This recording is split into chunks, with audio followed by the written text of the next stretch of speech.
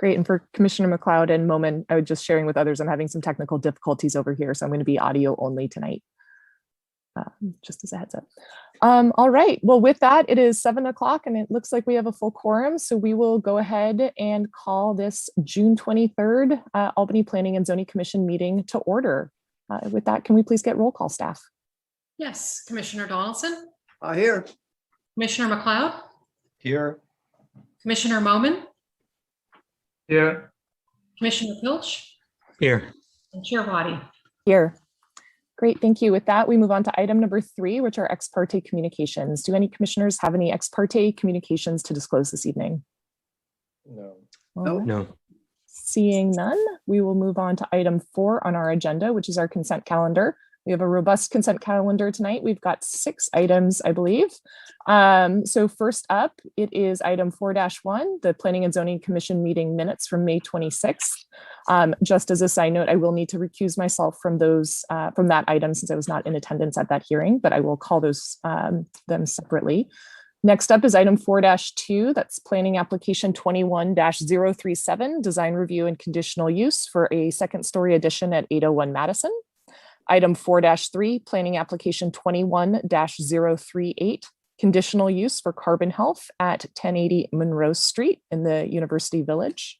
Item 4-4, planning application 21-039, design review for a 2-level addition at 907 Ramona. Item 4-5, planning application 21-041, conditional use and parking waiver for Quintara Biosciences at 636 San Pablo Avenue. And item 4-6, planning application 21-043, conditional use for massage services at 1398 Solano Avenue. Do any commissioners wish to pull any of those items off of the consent calendar? No? Okay. I just have one comment about the minutes. That would be the only thing. Okay.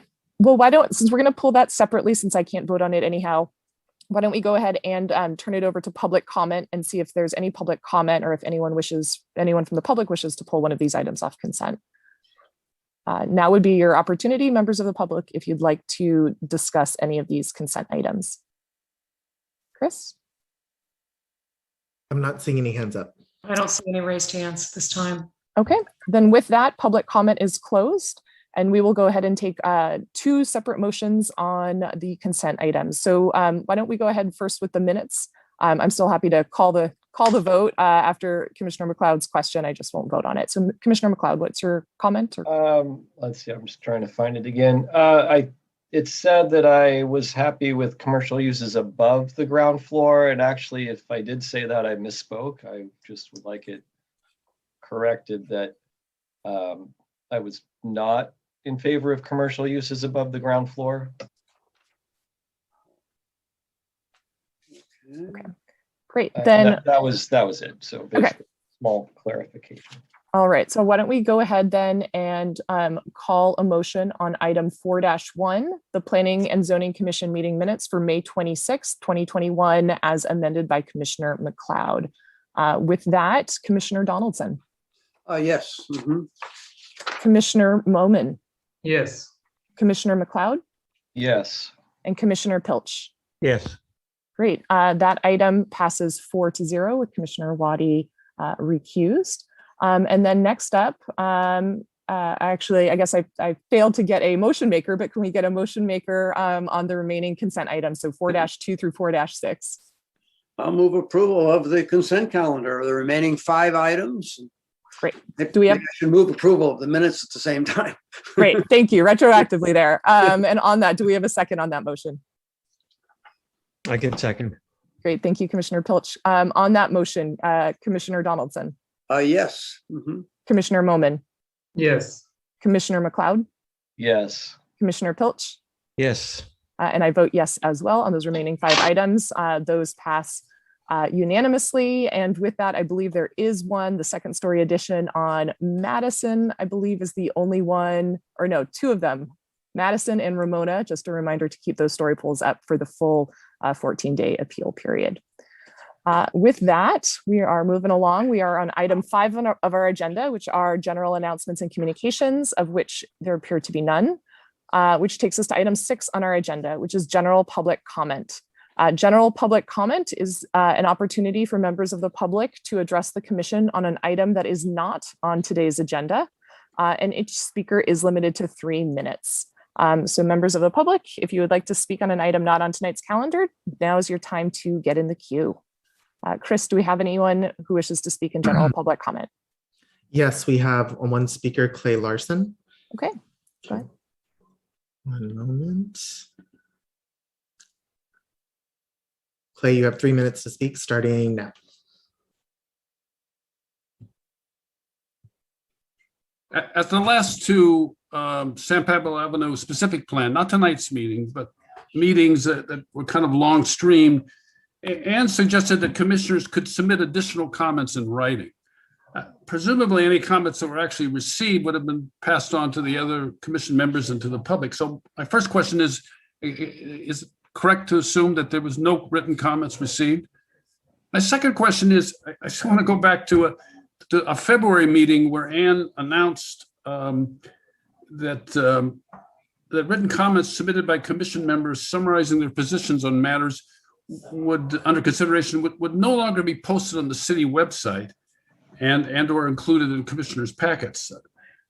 This was apparently based on advice from the city. So I think the two comments or announcements by Ann are a little contradictory. On the one hand, she in February we said we're no longer taking written comments from commissioners, and in those two study sessions, she allowed or recommended or requested comments. So can I get a clarification of the city's position regarding written comments submitted by commissioners?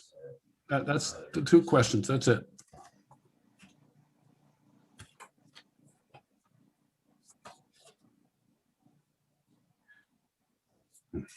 I don't see any other speakers in the queue. Okay. With that, then, if there are no other speakers for public comment, we will go ahead and close public comment, and we will move on to item 7 on our agenda, discussion and possible action on general items, which there are none. So that moves us on to the meat of our agenda tonight. Item 8 on our agenda, new business. Item 8-1 is a study session on the San Pablo Avenue specific plan, the objective design standards. And with that, I will go ahead and turn it over to staff and our consultants for a presentation. Yeah, bear with me as I promote our consultants to panels, and you'll see them on the screen. And to answer a question under public comment, there are no commissioner comments associated with the study session tonight. So the only comments that were received have been posted, including Mr. Larson's comments.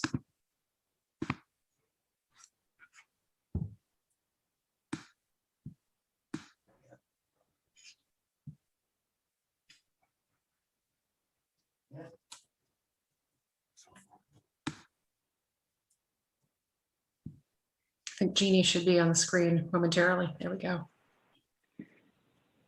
Okay, made it through the porthole. Good evening, Chair Waddy and members of the Commission. We are back tonight talking about the San Pablo Avenue specific plan. I'm Jean Iceberg from Lexington Planning. I'm joined by Jane Lynn from Urban Field Studio. She's going to give the bulk of the presentation. Jane, hopefully you can share your screen now and we'll get started.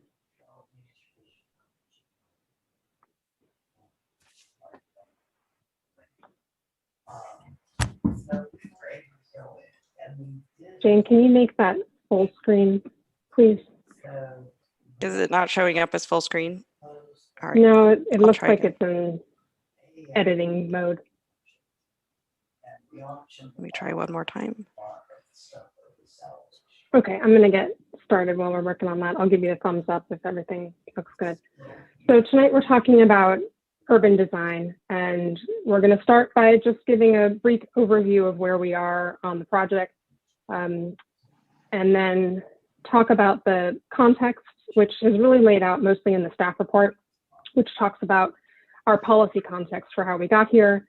And then we're going to go into some general design principles that we've come up with, talk about where we go from there in terms of more detailed guidelines and standards. And then we'll be having the bulk of the time focused on our discussion. We've got a link to the specific plan website down there, and that has a copy of this presentation if anybody wants to follow along at home or download this afterwards. So this shows where we are in the process right now. Last month, we talked about the land use framework. We're going to be coming back with that in a similar content, totally new framework based on your feedback at the last meeting. Tonight, we're focused on urban design, thinking about the guidelines and standards. And then next month, we'll be coming back to talk about the infrastructure and transportation analysis that's underway. And then again, revisiting that land use framework. And then we'll be preparing the actual plan and the CEQA analysis this fall and coming back with that plan for adoption towards the winter. So in terms of the context for how we are thinking about urban design, the general plan sets the overarching framework for both the citywide urban design context as well as San Pablo Avenue. Next, we have the design review findings, which are codified in the zoning ordinance. And those are the standards that the Planning Commission and Council use in the review of individual projects. And then we have the 1993 San Pablo Avenue design guidelines. And right now, those findings in the zoning ordinance point to these design guidelines.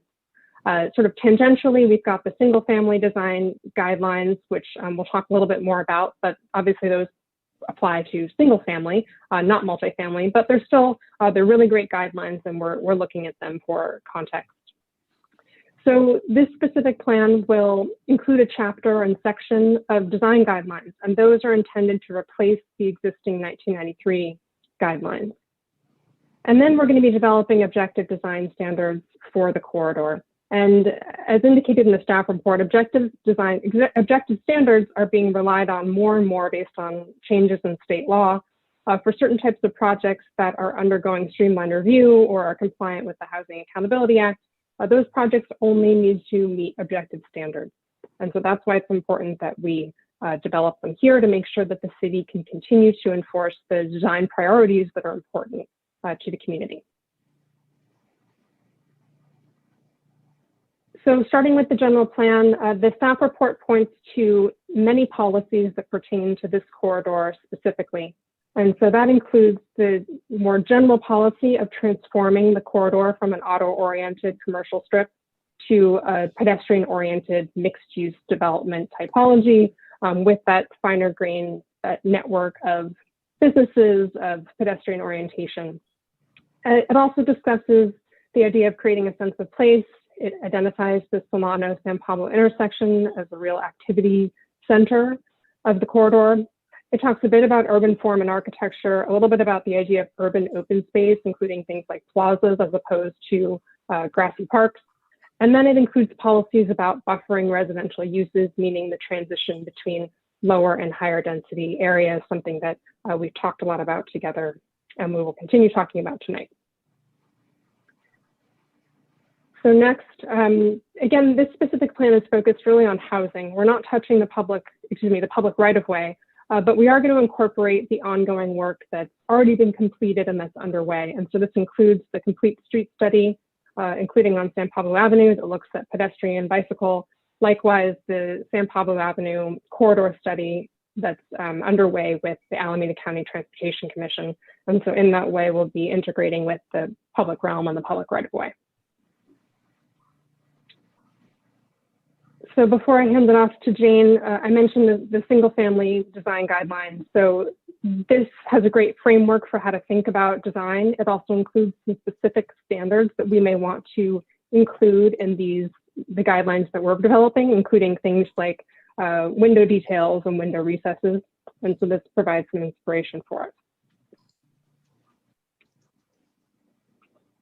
Lastly, I mentioned the design review findings. These are the topics that are listed in those findings. They're probably familiar to the commission based on review of individual projects. And these findings also point directly to compliance with the San Pablo Avenue design guidelines. So this includes a variety of findings relating to the actual building and its mass, relating to privacy and parking, relationships to neighboring properties, and then a lot of elements that affect the exterior of the building or the site, including landscape design and access. Okay, I'm going to pass it on to Jane for the rest of the presentation. Thanks, Jeannie, and good evening, commissioners.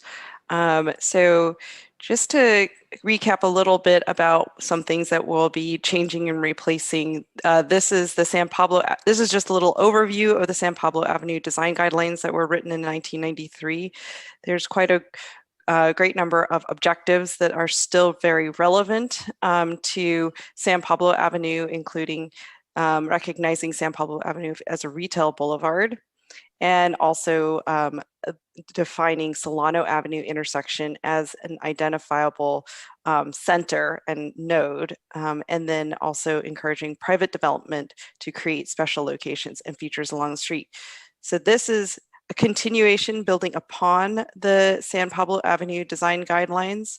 That it is a little bit out of date in some of the aspects of design, and also there's plenty that is good. So just to give a quick overview about what is sort of out of date, there's a lot of subjective design criteria that is what we need to address with our project and make them objective design criteria. There's things like expressive silhouette, like statements like massing should be exuberant, color should be lively and attractive. And while this is beautiful language, it doesn't provide enough objective basis for design review when it comes to reviewing projects based on the state law on objective standards.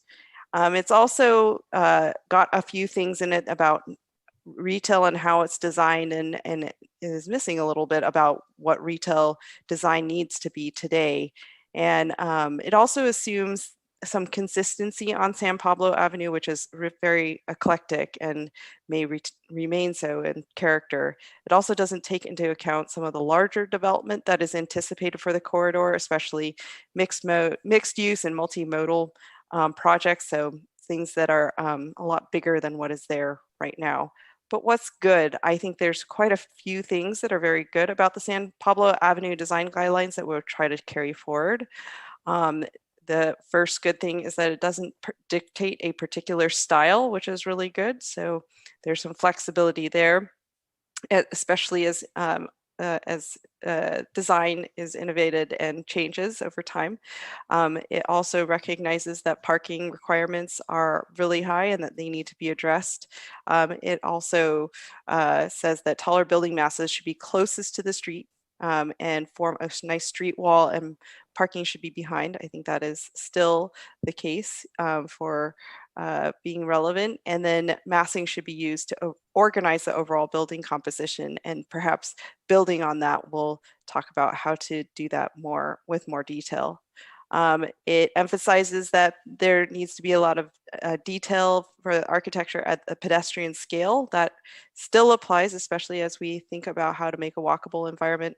It addresses lighting and signage, and also screening for service areas. And I think those are still very relevant. Just to give a little bit of a, what has resulted. And perhaps this might have been guided by the guidelines. It might have been guided by other things, but this project, there are a few features that, as we look at this project, that we want to critique and think about as far as design features that we want to maybe address with our new standards and guidelines. One is that there's an extremely narrow podium top courtyard space in this multifamily project. And actually the podium is something that is pretty unique. The kind of shared space on the podium is pretty unique to multifamily projects. Also, as we start to think about how we enter sites, especially mid-block sites like this, there's not an alley or a side street to go off of, there's a driveway. The driveway is pretty much the most prominent thing you see in the elevation, which is another thing that could be addressed in future design guidelines. There are a lot of narrow front balconies, and also the ground floor retail is designed somewhat as an afterthought. It is not designed to be as leasable as possible, which makes it so that it's not quite as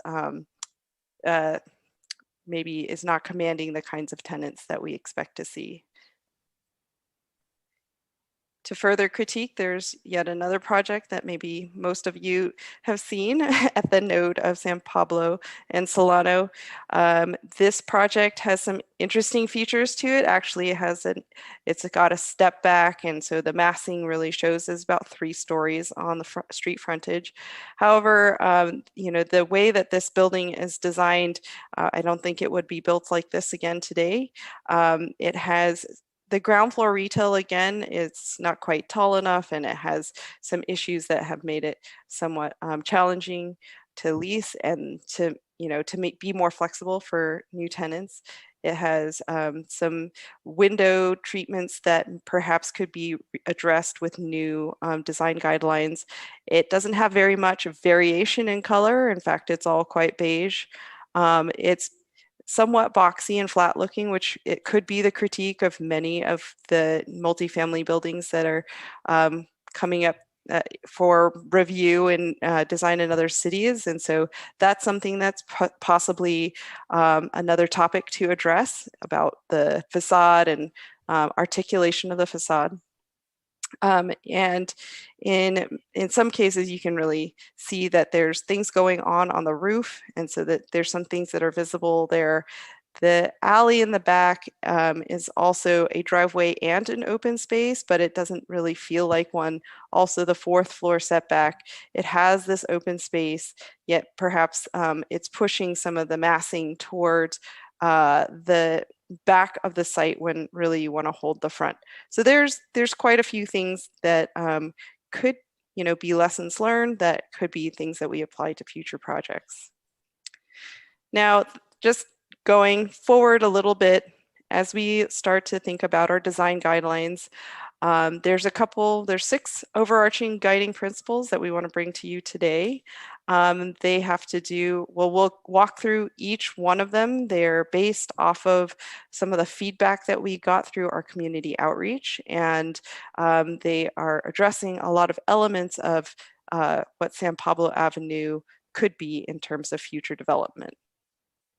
So just to start us off, the first design principle is that the design of this street would include it would be a mixed-use urban boulevard, and that it would transition from being car-oriented to more walkable, transit-oriented, and mixed use with multifamily housing. And this would mean taller buildings and a more urban character, especially at nodes. And so on each of the principles, we'll be asking ourselves, how do we achieve this goal? And as far as the kinds of topics that we want to address, it would be to define the urban boulevard character, talk about the design of multifamily and mixed use buildings, and define what actually happens at the nodes. So one question we've been really asking ourselves, and we want your input on, is how can we distinguish nodes from other parts of San Pablo Avenue? What makes them different? And so just to kind of give you a sense of the examples we're looking at for inspiration for mixed use buildings, there's this one, a really nice one in Lafayette on Mount Diablo Boulevard. And this one has the retail at the bottom and the office above. And it has quite a lot of articulation to it. It has a really strong ground floor and base to the building, and it has some really nice features that really make it pedestrian oriented and minimizes the car entrances, for example, to the garage, and really puts forward that nice environment that goes towards the street frontage and makes it a really active place. When we are looking at what we would like to write for the design guidelines, we're looking to some of the other cities and how they are doing with multifamily housing and what kinds of things they're suggesting. Cities all over the state have been writing guidelines, and to draw some inspiration about what other communities have felt are good and bad examples, and to really think about whether or not these are applicable here. Perhaps these are some of the things that matter to you as well.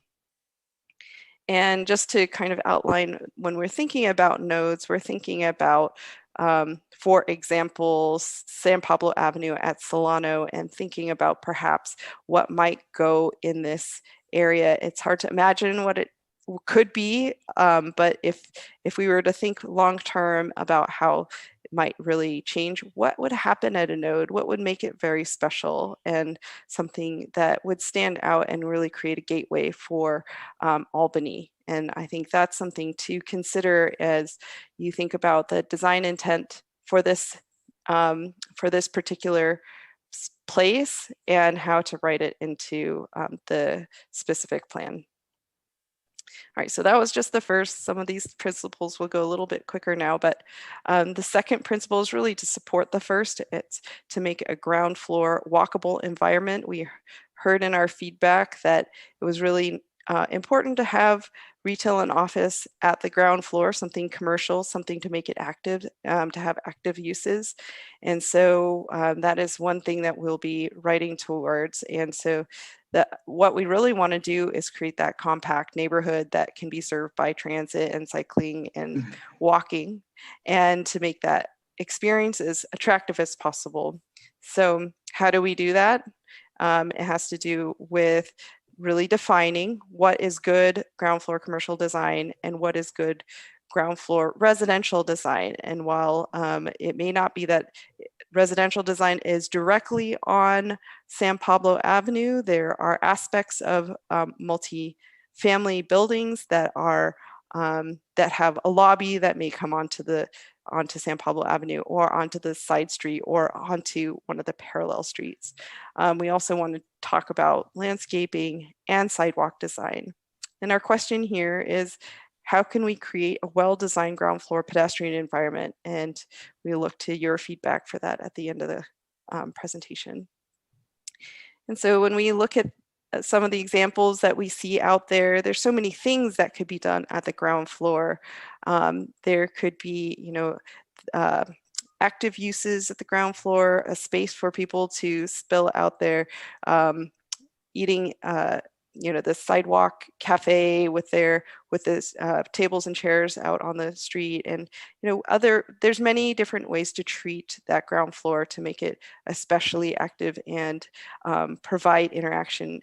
In some cases, you can also imagine passageways between buildings as helping connectivity, or open spaces, and we'll get to that in just a minute as well. But think about the ground floor and what would make it really special. So I was just alluding to the public realm. Our third design principle has to do with the public realm, and that is to support activity on San Pablo Avenue and encourage social interaction with new public spaces. And so that could be done in many different ways. In fact, it's most likely a plaza of some kind, or some kind of small gathering space. And how do we achieve that in our design goals? So we could orient all the entrances towards all the public entrances towards San Pablo Avenue. Have some flexible design of the sidewalk. We could ask for public open spaces along San Pablo Avenue. We could ask for placemaking elements to encourage social interaction. There could be public art. There could be seating. There could be many things that really improve the experience of being on San Pablo Avenue. But knowing that it is quite a big street, that's one thing we wanted to ask you is, what types of open space and public realm improvements are really appropriate for San Pablo Avenue? This is not a street where you can have just a big plaza. Most likely it's a small plaza of some kind, or there might be an internal gathering space, or there might be something tucked between buildings like in alleyways, and those two can be really vibrant gathering places, and they don't take that much space. Where, on San Pablo Avenue, we all know that there isn't this wide expanse of some big open space that's about, that is an opportunity for us. But these smaller, more, thoughtful and intimate kinds of spaces are really much more achievable. And so how do we try to achieve that and enhance the public realm so that people can really enjoy it out there. Okay, we're getting to design principle 4 out of 6. So this is transitions, and we heard a lot of comments about, the access to light and air and thinking about the transition between taller buildings and smaller buildings. And this is quite, a different scale than what is there currently. So trying to think about how to address this and being thoughtful about the transitions. Currently, there is a daylight plane that is being enforced, and what it does is illustrated in this diagram. It basically is a 10-foot setback, and then it's another 10-foot up, and then it's a 45-degree plane, and it really sets a very large setback. It in effect makes a very large setback in the rear of the project. If we are considering larger multifamily buildings, this would really eliminate a lot of units. However, there's other ways to achieve a transition, and perhaps the setback where there is a step back included with a setback where there's an opportunity to make a transition, make it look like the volume is a little bit less is one way.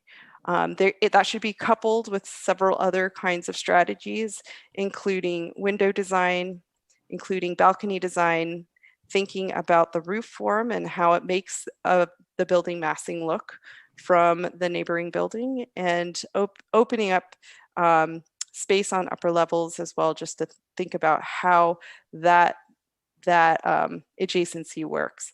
So I know this will be a topic for much discussion, but how can building design, how can we define that to assist transitions between smaller and taller buildings? This is one way for housing production to happen, but we want to make sure that it is still manageable with neighbors.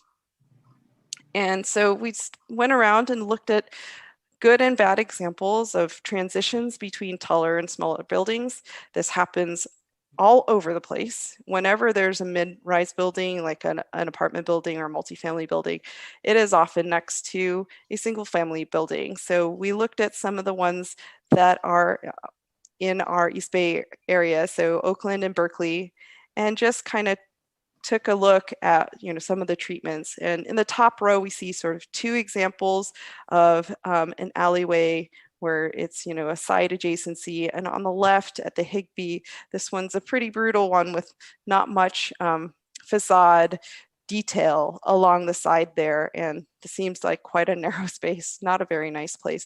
But at the Baxter, there has been a lot more effort taken, and while this is the setback and access on that side has been placed so that there's a little bit more room, and the side that is facing the house is designed in a way so that it's not quite as boring or flat of a wall. So that might be one way to make a transition more tenable.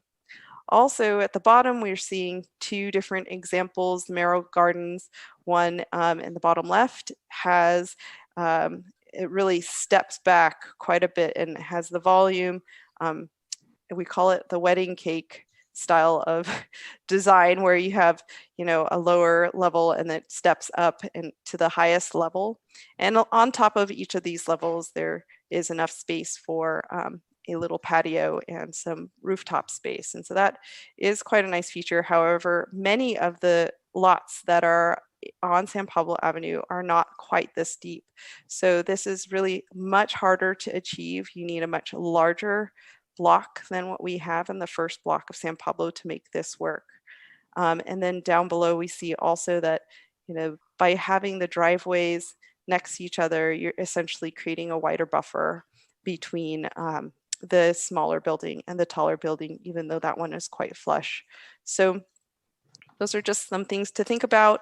There's other things to think about in terms of adjacencies in the rear as well, because it's often that the rear of two properties that there is some effect, and just to see what that effect could be. At the Bloom, there was an effort to step down to make sure that the volume is not quite as tall over the neighboring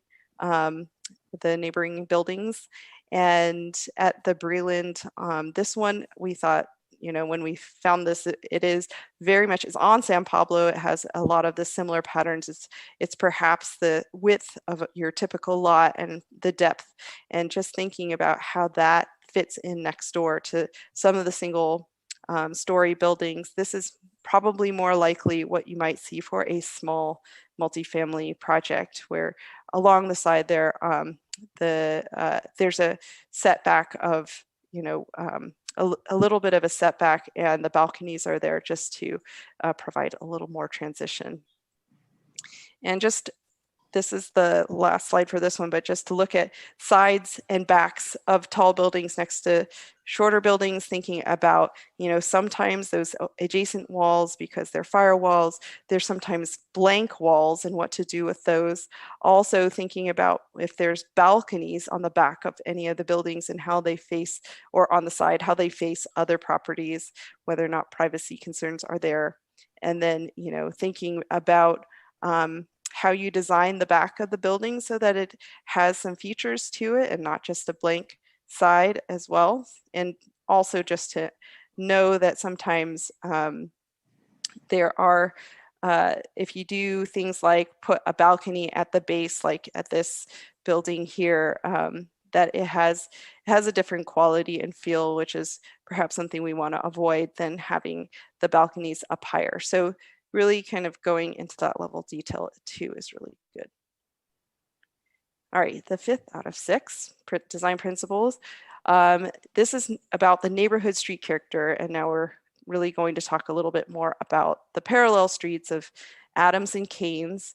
And we recognize this is a neighborhood feel with much smaller buildings. So how does a taller building that fronts that, how does it address the neighborhood character? So how can design address that? So we can really imagine individual residential entrances, landscaping really helping, and also designing to emphasize that smaller scale at the ground floor base. And so just to bring us back to what it looks like when you look down these streets. And so the buildings are typically no taller than 2 stories, most likely 1.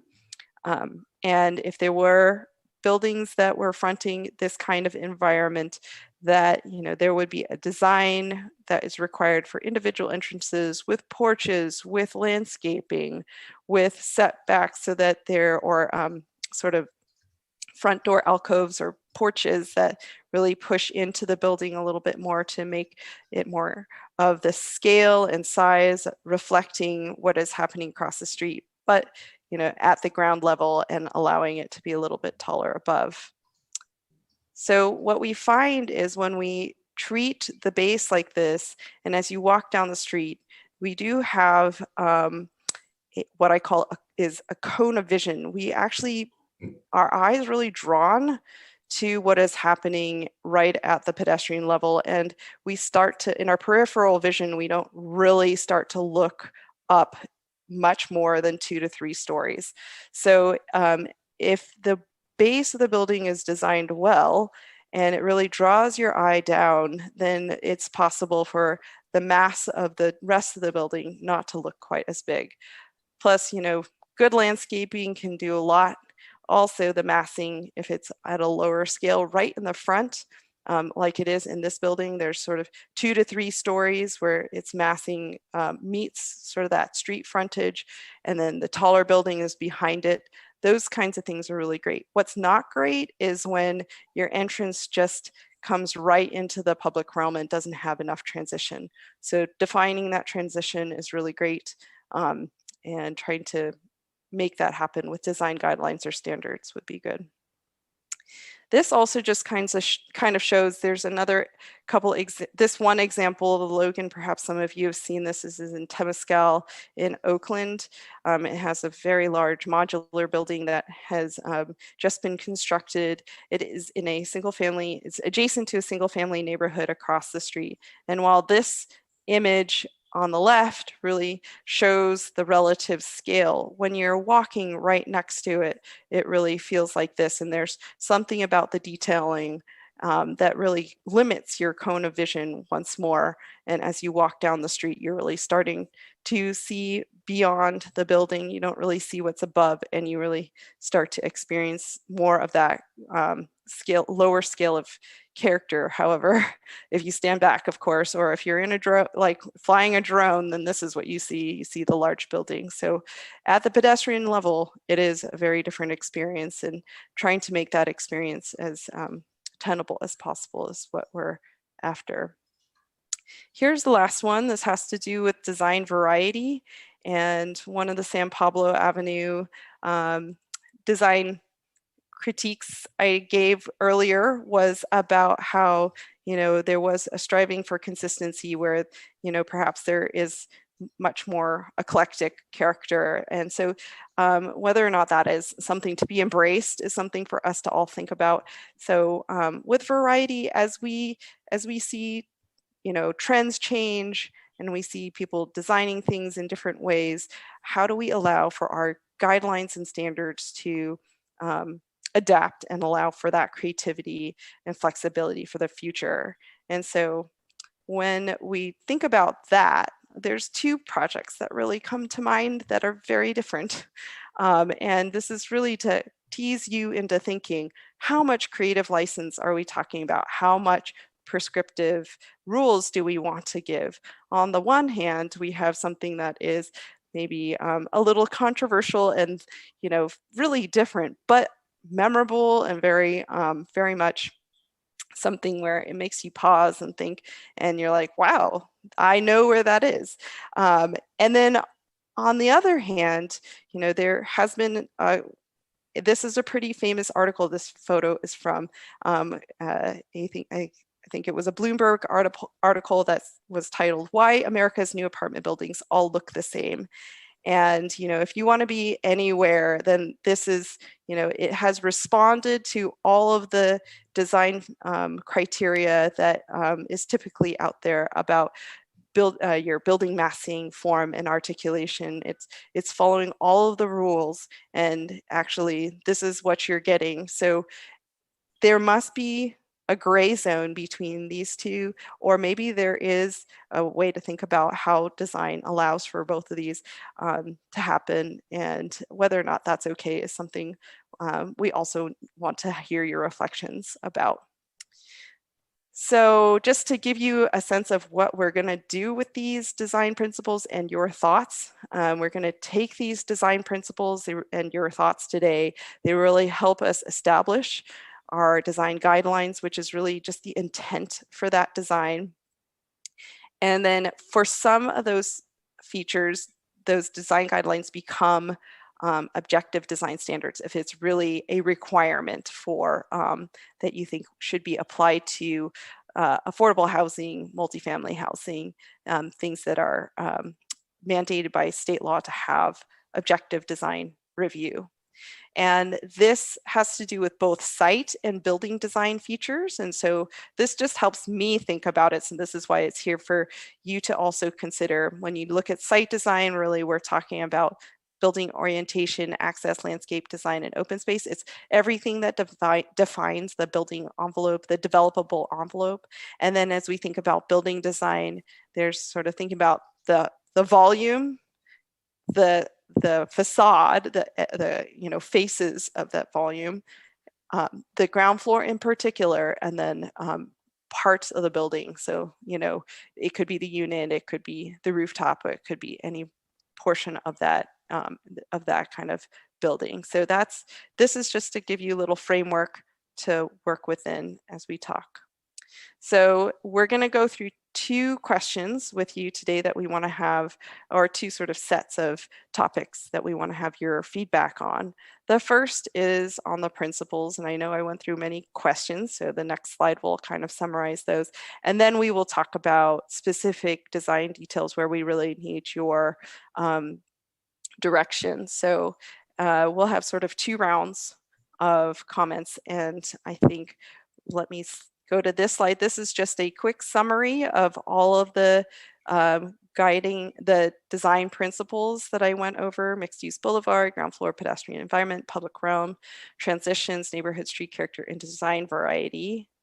And before we get to all the details in there, although you're welcome to comment on any of those, we just want to know, do you support the draft urban design guiding principles, these kinds of principles, and if you recommend any changes? So with that, I'll pass it back to Chair Waddy to run the discussion. Great, thank you. And just as a matter of protocol here, do we want to open it up for public comment first and then turn it back to the commission for discussion? Or would you like us to tackle this question first and then we'll do public comment at the end? Anne, do you have a preference? I don't have a preference. I think, if you feel comfortable doing that. Also, if you have questions for the consultant at this time, I think other commissioners as well would be appropriate to ask them. Okay, so why don't we do this? Why don't we go ahead and specifically have commissioners answer this round of questions first, as well as any other questions that you have. And then we will go ahead, take a pause, open it up for public comment, and then we will come back and go through the second set of questions, just so that we can weave some public comment into our deliberation and commentary tonight. Does that work? Great. And see if I can get some, there we go. Now I can start to see some hands again. So with that, we'll open it up to commissioners. Commissioner Pilch. Yeah, thank you. Just to get an item out of the way. Has your presentation been posted on the website yet? Okay. I believe it has. Okay. So, Yeah. but okay, I'll take a look for it in a minute. It would have been. Do you know when it was posted? The Today. staff? Just today. Okay, just today. Okay. That'll be good for myself and the public to look at, because there's a lot of good stuff in the in that presentation that wasn't in the staff report. So I'll be referring back to that. Chair, are you? I'm actually not quite sure of the. I have so many things to talk about, and I'm not sure what questions there are, and I'm unsure of the scope of the questions or the comments you want us to give right now, or should we just be asking clarifying questions and then going to public comment? I think the intent was, generally when we go through a presentation, we give the commission the opportunity to ask any clarifying questions of the consultant. And so if you have those at this time, that would be great. Okay, I'll start with that. I'll start with the clarifying question. And it's a question about this and the previous meeting as well, where we discussed San Pablo Avenue. I'm a little uncertain how the process will work, or maybe a little bit concerned. We gave feedback at the last presentation about the specific plan, and then you've taken that feedback, but then you're going to come back to us with some concrete manifestations of that feedback in between that presentation and the time when you come back with that. We're not getting any kind of intermediate information about what you think you've heard and what you're going to do with the feedback that you heard from the commissioners. So I think it would be great to give us like updates after we give feedback at a meeting to say, this is what we think we've heard, and this is where we're turning the project to, so that commissioners can weigh in and say, oh yes, that's what we said, or no, you misunderstood. That's not where we wanted to go. So I think more periodic updates it would be great. I guess that's not a question, that's a comment, but it's kind of a general I'd like to comment. respond to that because the last meeting that we had in May was lengthy. It went till almost 11 p.m. We are intending on coming back to the commission at the end of July to revisit some of those topics of discussion. In part because we didn't have the benefit of Chair Waddy's attendance, but also really to check in and get a more sort of detailed summary and provide that to the commission for further feedback. So that is something that is forthcoming. For the purposes tonight, though, because we hadn't yet delved into the issue of design, we wanted to keep that focus, but we will be coming back with more information. Thank you for that very much, and that's very good to hear. Okay, great. So I think one of the questions was answered, but let me just clarify. One of the questions I had was where are you going to go for objective design standards? And what I think I heard is that cities around us or cities in the area are creating these, and you're going to look to those cities for good examples. Is that correct? Partially. I mean, also it's okay, so this is really about typology for mid-rise buildings that is really common for multifamily housing. And so the reference is some of the other cities. However, Albany is going to have different guiding principles or feedback for us, and we won't be copying straight over. It's really trying to think about what is really important for this context. So I hope that helps. Yeah, well, I think, but like some things, and I'm not going to get the architectural language correct here, but when a window is placed flat in the plane of a exterior wall, that's usually, I think, this commission has considered that as undesirable, and so you either wanted recessed or some change in depth there. So that seems like something that's more generic, that you could pull a definition from anywhere someone has created a design like that. But I understand what you said, that also in Albany we might have things that are more specific to Albany. So did that capture it correctly? Okay, cool. And then beyond that, I don't think I have clarifying questions, only lots of comments. So we'll get to that in a bit. Thank you. Great, thanks. And so we'll just kind of wrap this round with just clarifying questions before we turn over to the guiding principles. So Commissioner Momin, did you have some clarifying questions to ask? Yeah, I would like to understand the process that you and the designers would be going through in order to arrive at some guidelines, in order to understand the real constraints.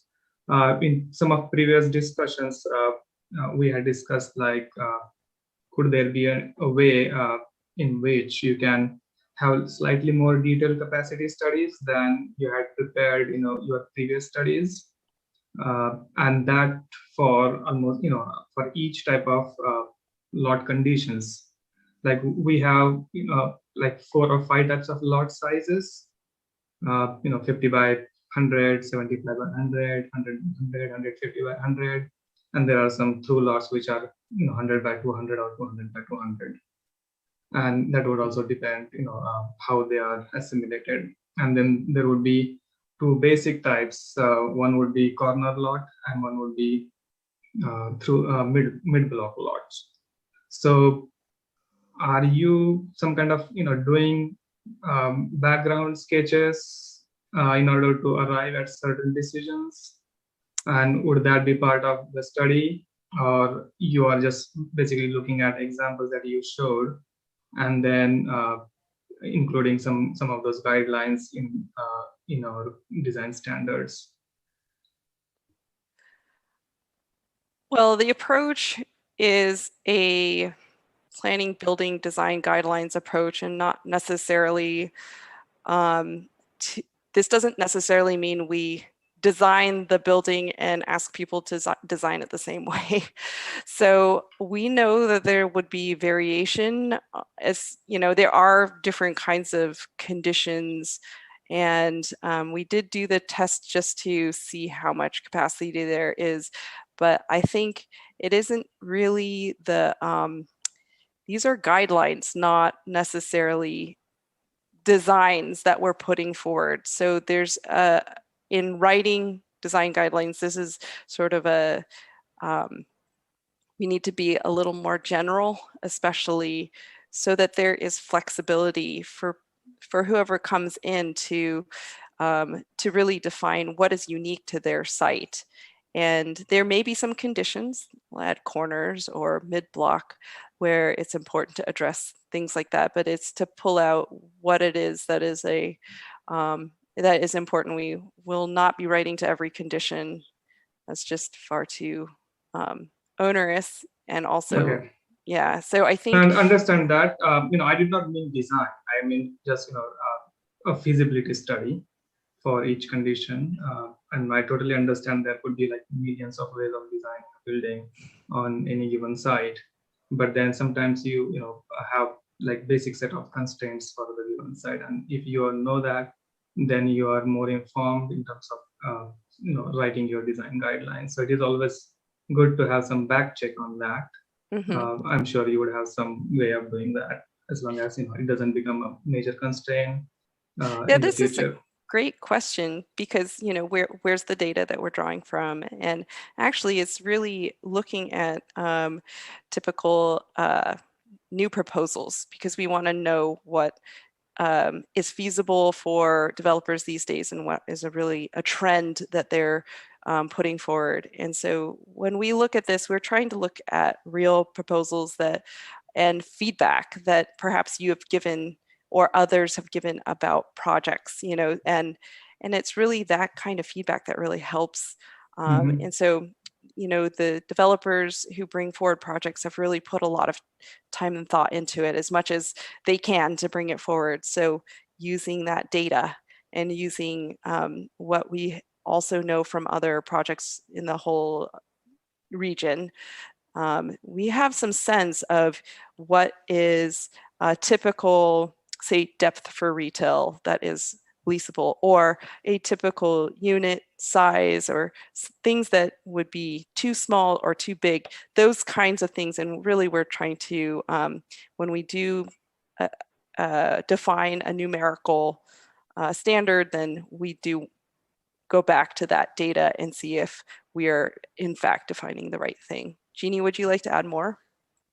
Well, just to give a couple more examples. So you've seen what we've brought forward in the past year or so, and that includes some site testings of various lot sizes and configurations when you have the half block that abuts an R3 zone, for example, or if you've got a through lot. And so we've demonstrated if you have a corner lot, access should be taken off of that perpendicular street as opposed to San Pablo Avenue. Or if you've got that through block condition, you may have a different step down requirement. That's something we talked about last month, than if you've got the condition where you're abutting the R3 in the rear yard. So those types of typologies probably will have some different standards associated with them. Yeah, that would be helpful. Great.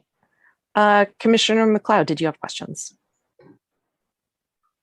Yeah, I guess it's a basic one to start. Just I think it was my understanding that we're supposed to come up with objective design standards, and now we're talking about design guidelines. So what do you see as a difference there? I mean, an objective standard is something that is basically measurable, right? It's not a question of opinion.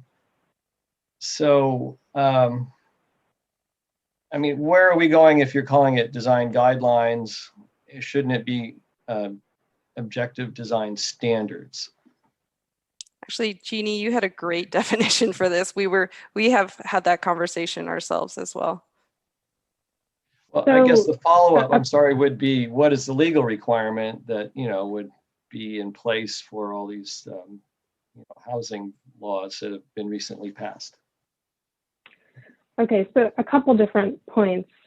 First, not all projects that come before the city will be projects that require review solely with objective standards. And so if we think about 100% commercial projects or a residential project that's undergoing discretionary review, the commission and the community may prefer to have guidelines, more broad guidelines for which to make judgments about design review and to point to, rather than to require specific standards. And so that's one thing. Second, if you have a standard in the absence of understanding what the intent is, it's not very helpful. So if we just tell somebody, okay, you need to, step back 20 feet when you're above 3 stories, sort of like, why do I need to do that? And if we clarify what the intent is, that we're trying to reduce the visible massing or create access, reduce shadow impacts or things like that, we establish what the intent is, and we don't necessarily have to just have one standard. We can provide a menu of options. So you as the developer can do A, B, or C, depending on what works for your site, or we can express a range. So say we're talking about a facade length. If we have a bigger site, maybe we have a maximum facade length, but maybe there's sort of a range at which you make the major facade break, whatever works for your structural column grid, et cetera. So we don't have to confine ourselves so much. Hopefully that helps a little bit. In terms of when this is actually required, so what state law says is that for certain types of projects, they need to meet objective standards and then undergo a certain streamlined review or limits the city's ability to deny or reduce the density of the project. State law is not requiring that the city have objective standards, just that the project meets whatever objective standards are on the books. And so our thinking about why we might want to have them is that in the absence of those design standards, when one of those projects come forward, and we can think about the project at Cleveland and Washington, the SB 35 project, if we don't have those design standards in place, we're not providing any guidance to that applicant, and we don't have a lot to offer in terms of what the city wants to see in terms of the standard. I'd like to add too that the policies for single family residential are quite strong and built on principles as well. And Albany has not had as strong multifamily. And so we're trying to kind of start there as well and to build up that subject and that topic so that there is something that can be reviewed against.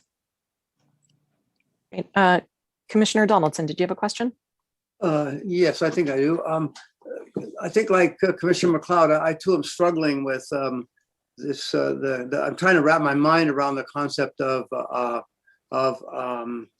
sort of mandatory design standards and versus design guidelines. So I think my question is, why do we need to have objective design standards?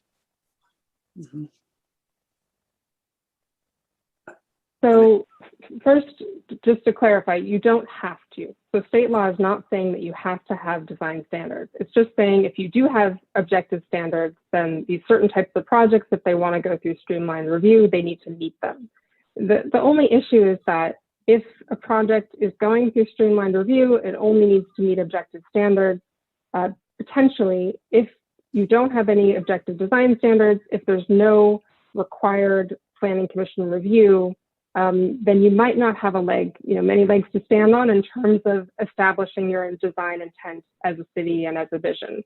If the applicant is relying on guidelines that talk about consistency with the character of the neighborhood, that's not objective. They don't need to do anything about that. If there's a standard about, okay, you need to have a step back in this location, or like your daylight plane has 2 different options for how you meet the daylight plane, then that is a standard that they have to follow.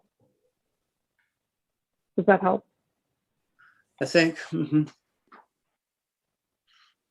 Okay. Commissioner Pilch, do you have another question? Well, I just wanted to see if I could clarify. So essentially, SB 330 is one of these first laws where we'll be stuck if we won't have any review of design at all, or very little, if we don't have objective design standards. That's my understanding. With SB 330, it says that if the city comes up with objective design standards, yes, those have to be met, but the normal discretionary review that we're used to for like our single family homes that we do a lot of, it's not going to be there anymore. We won't have the ability to say, we don't like that brown, change it to taupe. We won't we can say that, and the developer will say, sure, yeah, no, I won't do that, because we don't have the ability to say that. So is that a fair way of putting it? That's why we need the objective design standards? Yes, I think that is a good way of putting it. And I think to state it another way, without it, we don't have a lot of kind of control or guidance to offer an applicant who may propose a development in Albany. So by having this in place and establishing it as an objective standard, we're sort of setting an expectation that should be followed by the project sponsor. Yeah, and my understanding, as I think as you alluded to as well, is that this is the trend in state law, is that objective design standards are going to be the only ones that in this future might allow cities to enforce. And so that's another reason why this is the trend. That's another reason why these things are more important. That's my understanding. Correct me if I'm wrong. Okay, thanks. Commissioner Momin, did you have a question?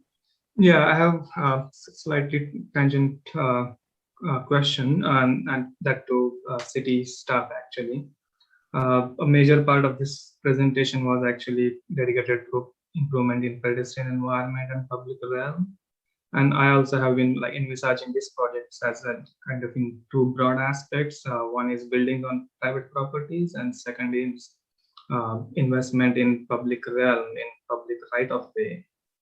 And in the presentation, you mentioned a project by ACTC for the improvement of corridor, San Pablo Avenue corridor.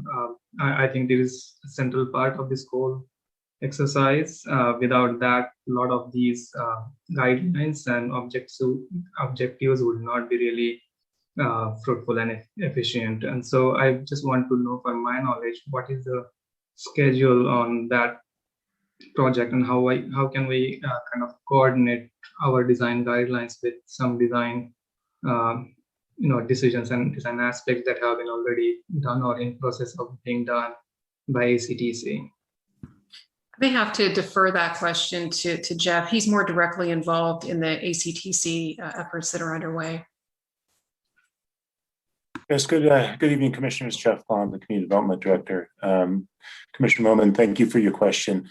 And it's a difficult one to answer. The Alameda County Transportation Commission is undertaking a comprehensive look at the whole corridor of San Pablo Avenue from Oakland up to the county line, and actually a little bit beyond into Contra Costa County. I don't expect any major conclusions to be reached about the alignment of bus routes and bicycles and pedestrians in such as a dedicated bus lane or something like that. Their current focus is really much more on short-term improvements of making kind of incremental increases and improvements to bicycle and transit facilities. So I think it's important that study process is important. If and when we get to the point to have something to show you about the streetscape design, we'll certainly do that. But it's quite possible that these standards that you're talking about this evening will be in place for a number of years before any physical improvements change, or major physical improvements change to San Pablo Avenue. So they're kind of independent is the short answer to the question. So, I have been seeing some improvements being done by El Cerrito on sidewalks. They have done really beautiful rain gardens and landscape medians and a lot of landscape on the sidewalk. Is that part of this project, or they are doing that on their own? And if they are, then can we do something like that? Most of those that they're doing, I believe, are on their own. They're city of El Cerrito initiatives. There was one corridor-wide effort that was partially implemented by the San Francisco Estuary Project, and I think that's some of the rain gardens that you saw along San Pablo. We certainly can do that. We have a different condition in our right-of-way along San Pablo Avenue in Albany than we do in El Cerrito. We're more constrained in width, and so some of the things that they can do, we just don't have room to do. But again, I think they're gonna operate at independent phases of development.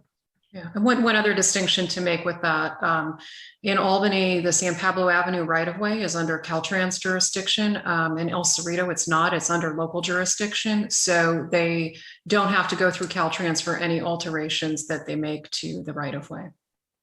Yeah, that's too bad.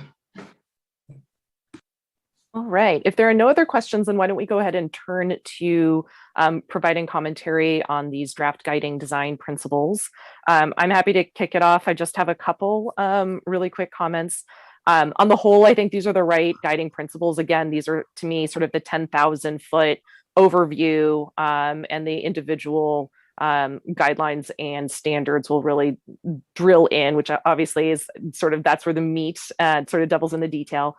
But I didn't have any comments on the mixed use boulevard or the ground floor pedestrian environment. On number 3, the public realm, my only comment on that was to maybe elaborate further, just noting that should any residential be developed at the ground level, that it requires some sort of, special design attention, including raised stoops and landscaping, to really provide a buffer to the public right of way and to create an attractive ground floor. Some sort of language along that line to sort of point out that we're not prohibiting it. It may be appropriate in some certain projects, but when it does occur on the ground floor, it needs special attention. And then item 4, transitions. I didn't have any comments on that, nor on item 5. On item 6, the design variety, I thought it might be helpful to change that to design quality and variety, and to sort of with that in mind, maybe add in sort of the edit that I would suggest is where you talk about and encourage memorable, attractive. I would add in high quality and identifiable design to renew the character. Because again, I think as we're turning towards standards, to me, one of the most important things is when we talk about material quality. If a building is going up, there's a big difference between, a building applying, a 3-coat stucco, exterior application versus sort of a cheaper sort of sprayed on version, or, somebody applying a vinyl siding as exterior siding versus a higher quality, wood or panel, or hardy type product. So just sort of reinforcing that quality is, I think, really crucial when we're talking about design standards. And those were really the only comments I had on the guiding principles. So with that, I'm happy to sort of give my time back. And if there are any other commissioners who'd like to go next in providing comments on the design principles, Commissioner Pilch. Sure. So I did find the presentation. It's on, for the public and others, it's on the San Pablo Avenue specific plan dedicated website. But I don't think it's in our packet. So it'd probably be good to put it in the packet as well, so that it's linked to this meeting. Let's see here.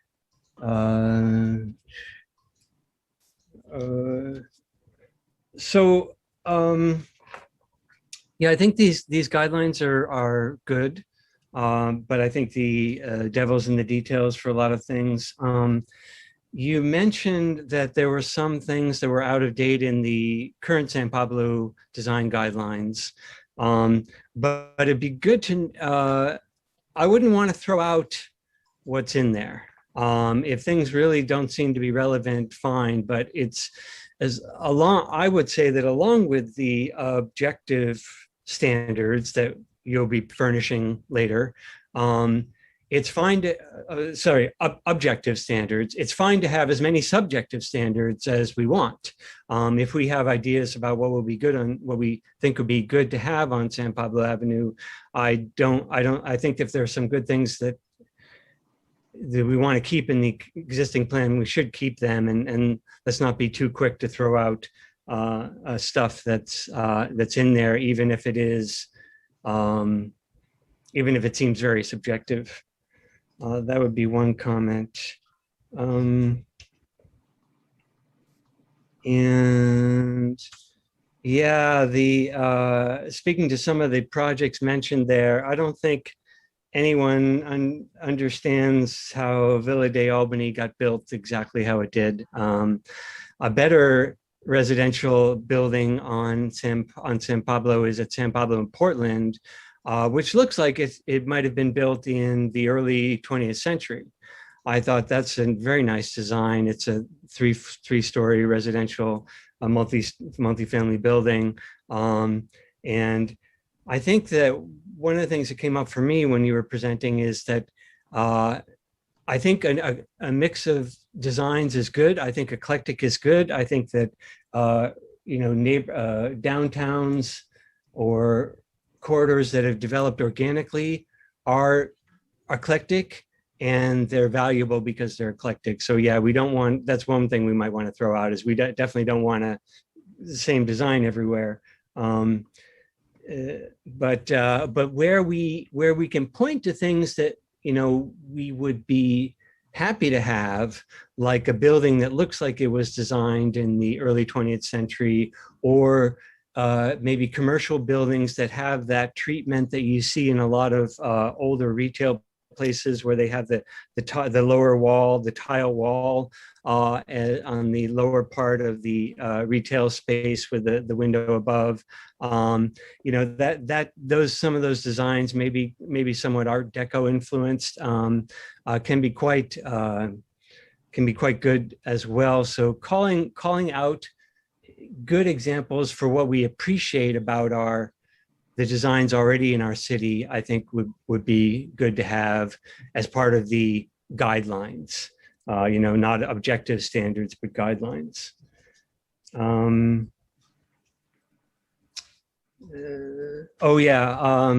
You mentioned some of the retail and some of our buildings being constrained because they're not tall enough. Well, gosh darn it, we did that to ourselves when we implemented height limits on San Pablo. It meant that we couldn't design those retail spaces tall enough. And so there's shooting ourselves in the foot. So let's make sure we don't do that again. I want to have a conversation about nodes. I'm not sure that it's the right time right now, but I actually don't understand I'm understanding less and less what the purpose of nodes is and why we would want to have nodes and what they give us. So maybe we'll get back to that, because that could be a long discussion. I was grateful to see examples from the surrounding area, from Berkeley and El Cerrito, when you showed some of the multifamily designs, because some of your other designs were from like Walnut Creek and a little farther afield. But I think I understand why. I think that it's because we don't have maybe some examples of what you were trying to show in Berkeley and El Cerrito on the San Pablo corridor. And so I think, yes, when you spoke to the public realm, and what do we, I do think we want spaces on San Pablo Avenue that the public can enjoy in a development, but because I think you're realizing this, because San Pablo Avenue is going to continue to be a high traffic street, that it's probably not going to support like parklets or outdoor dining like Solano does. So, but having those alleyways between the buildings, or maybe a cutout space in a building which is set back from the street as a public space, I think is the way to go. So if we can come up with objective standards for that, that would be great. And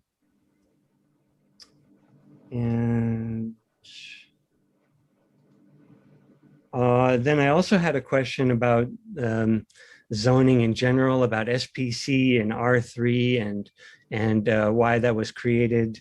But that also could be a big discussion. So let me leave that for now. And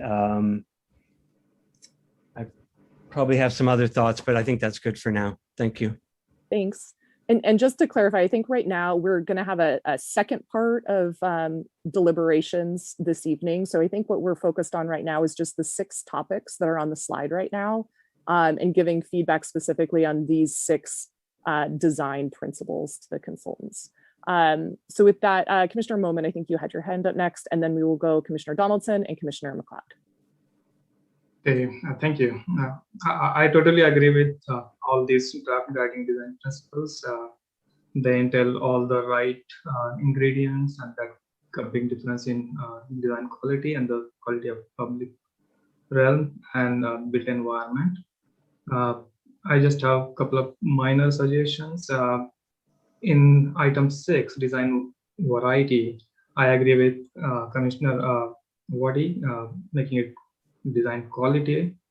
In addition to that, I think we should also add a subtopic in that, and that is, you mentioned creating identifiable design features. I think if we look at the street grid, our neighborhood streets meet San Pablo Avenue, but they don't cross them, and so that create close-end vistas from all these neighborhood streets, and it would be really meaningful to have some identifiable design features at the end of those vistas that would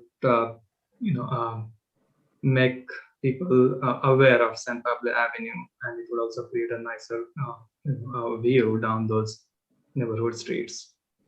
And then in the last meeting, we discussed and agreed to include sustainable design in the land use policies.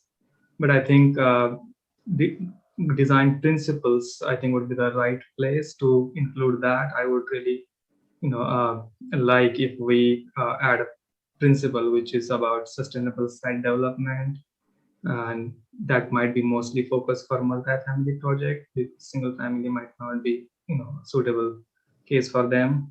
And at least, I think we should include on-site stormwater treatment, use of rainwater and recycled gray water for irrigation and flushing, and PVs. And there might be additional features which could be voluntary, non-mandatory, like LEED and things like that. Great. Thank you, Commissioner Momin. Commissioner Donaldson. Sure. Yeah, I prepared some notes on the principles as the question and the staff report asked us, and I can go over those. Let's see. It is interesting to me that the design guidelines we're looking at come from 1993, which is a long time ago. And then in 1997, we had another plan, which I still use, the San Pablo Vision Plan. I still have a copy of it and use it at some time, which kind of carried forward a lot that was in the San Pablo Avenue design guidelines from 1993.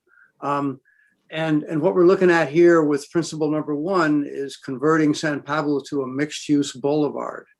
And that's different from what we had in 1993 and 1997, when there was no anticipation of anything over 3 stories along San Pablo Avenue. So that's a big distinction between the starting documents we're using and our historical documents and our general plan and what we're looking at right now. So as a design principle, San Pablo Avenue is a mixed-use boulevard. I do support adding some mixed-use development along San Pablo, but I would say not too much. And I think that that's probably what will actually happen. There are just too many small lots. There are too many lots that do not go all the way through to Keynes and Adams, and there really is no practical way to consolidate lots. Just in decades, we've seen almost no lot consolidation, probably not since Town Center was formed and then late in the early 1960s. So I think it's overly aspirational to think that we're going to be able to assemble some lots to get some big mixed-use developments. So anyway, do I support the design principle of making San Pablo Avenue as a mixed-use boulevard? I don't think it's very practical, and I support it only somewhat, only partially. Design principle 2, ground floor pedestrian environment. I think there's a lot. There's a good policy. I think the slideshow you gave today and the staff presentation did show how some of our existing projects do not separate the ground floor from the residential above adequately, and I think we could do a lot better there. And I definitely support measures to create a better pedestrian environment along San Pablo. At the same time, I have to recognize that that the reality is, just as was recognized in 1993 and 1997, San Pablo Avenue is a major arterial that carries a lot of cars. And I would even think that making it into a boulevard, a true boulevard, is sort of a prerequisite for really having success along San Pablo Avenue through Albany. Not unlike what's shown, some of the improvements that are shown in the San Pablo Avenue specific plan. So, and it's disheartening to hear Jeff report that the San Pablo Avenue transition done by, anticipated by the County Transportation Commission is going to be slower, come later rather than sooner. It's going to be slow. To me, that's disheartening and unfortunate. In any event, I do support measures to create a good pedestrian environment along San Pablo. And there are places where that is happening and where that does work. Public realm and transitions design principles. I support these transitions, these principles generally. I do recognize that the transitions principle that we had in 1993 and carried forward in 1997, I think carried forward into the zoning ordinance actually in 2004, is applicable to three-story buildings, but is not applicable to taller buildings.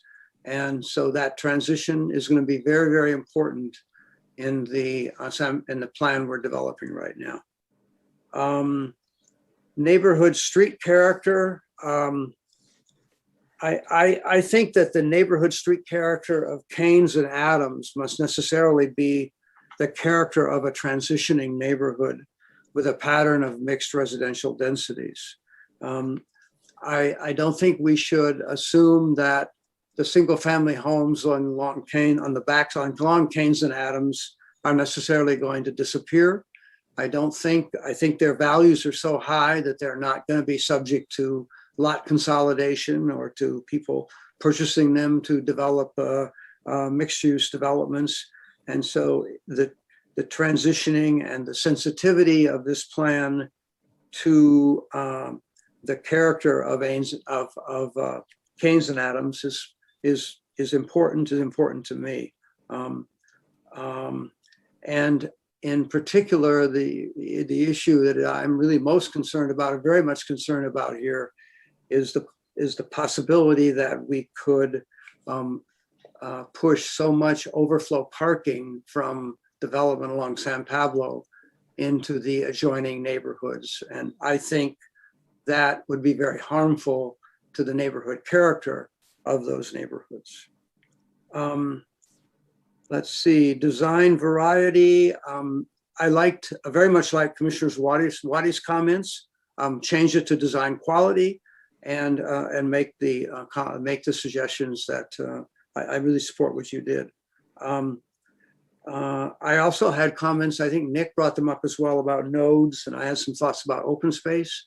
I think maybe we'll be talking about that later. I hope we do, and if so, I'll raise those comments then. Thank you.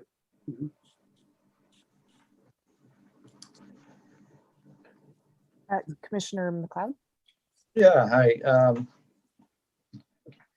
Yeah, I mean, overall, I don't disagree with the characterization of the design principles, 1 through 6. I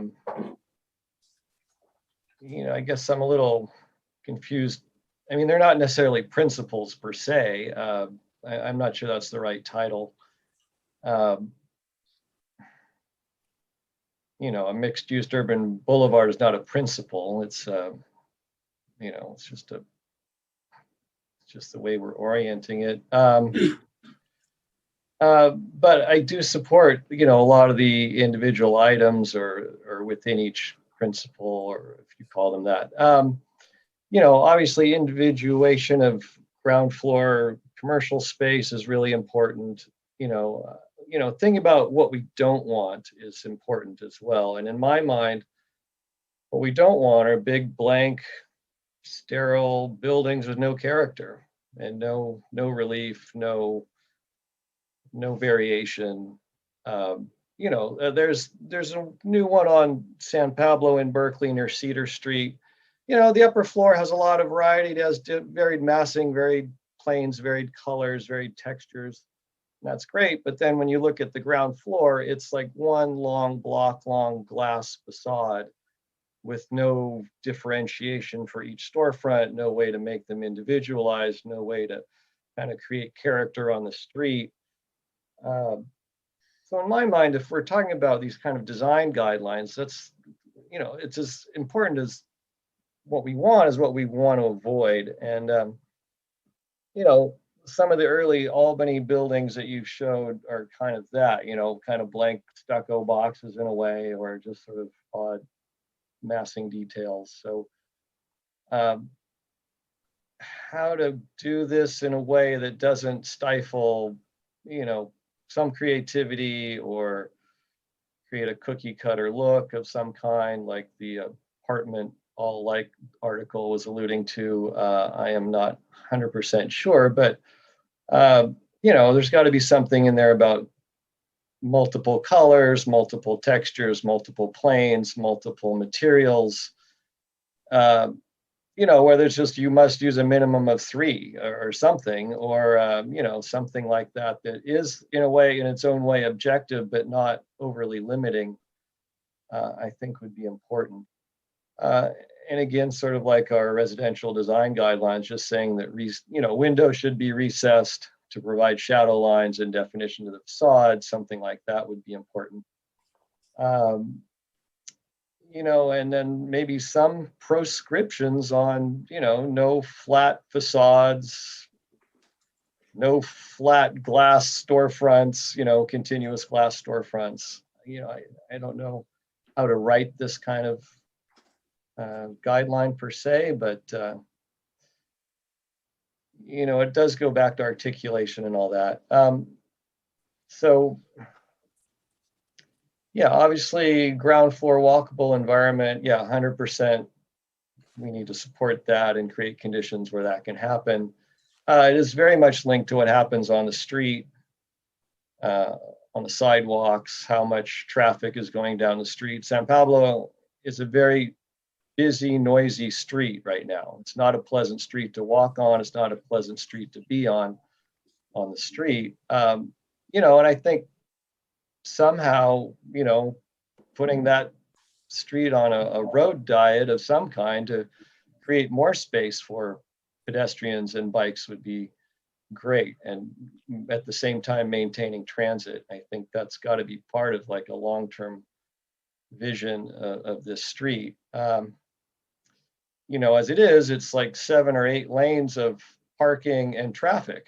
And there's very, very little percentage of that street space for pedestrians and bikes, and more dedicated to transit. So I think making transit-oriented development is just, it's key to have a better streetscape, but that's going to be a different project from what we are doing in our specific plan. And it does work, has to work in conjunction with ACTC and those kind of planning agencies.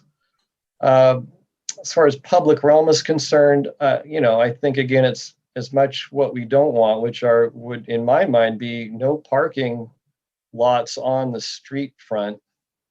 And if there are openings or spaces between buildings, they should be pedestrian plazas or cafe plazas or restaurant plazas or something like that. It's all private space along the corridor. So when we're talking about public realm, it's commercial space really, or we're not creating our own parks or our own parklets there. So you know, it's basically what makes these kind of places attractive are going to be cafes and restaurants and things that bring people onto the street. So, you know, I'm all for courtyard development if there are interior courtyards where there's going to be commercial space that draws people in, that, you know, it can be fantastic spaces for cafes and restaurants, but, you know, that's entirely developer driven. So I'm not sure how we write that into our code. Transitions, you know, I'm all for the step backs. The daylight plane is too limiting. I mean, our goal here is to produce more housing, and anything that limits housing or puts constraints on housing, I think should be removed from our specific plan. So I'm all for the step backs and allowing more housing units to be built above.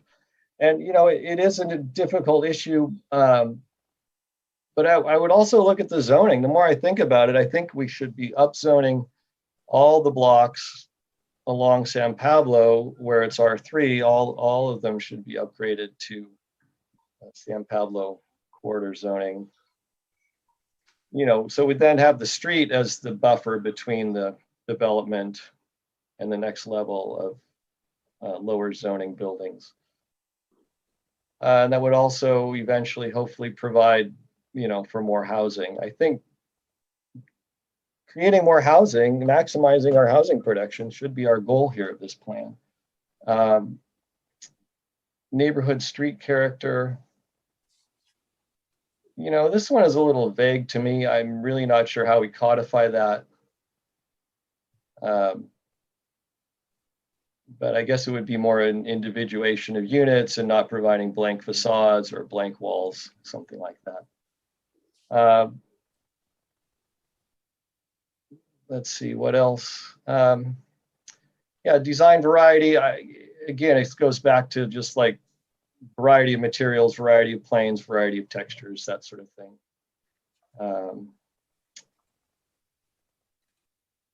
So that's about it for now, and I'll save other comments for later. Thank you. Great, thanks. And just really quickly, going back to the consultants, what I'm thinking might be a good idea right now, I know folks have additional comments to provide, is we do have another slide coming up where the consultants are going to be diving into greater level of granularity and detail. So why don't we go ahead and have you all show that next slide so that we all get the full extent of the presentation. When you guys wrap on that section, we'll go ahead and open it up for public comment. So that the public can get the entire presentation before providing their commentary, so that we as commissioners can hear their commentary, and then commissioners, we can wrap things up with our final comments on these more detailed questions. If that works, I'll go ahead and turn it back over to the consultants, Jean and Jeannie. Could I just follow up with some really quick comments before we do that? Sure. Is it on the 6 guiding principles? Yeah, it is. Just really quickly, I agree with Commissioner McLeod about transitions. We want to be thoughtful about those. We want to as there's agreement with the consultants, we want to maximize the units and be thoughtful about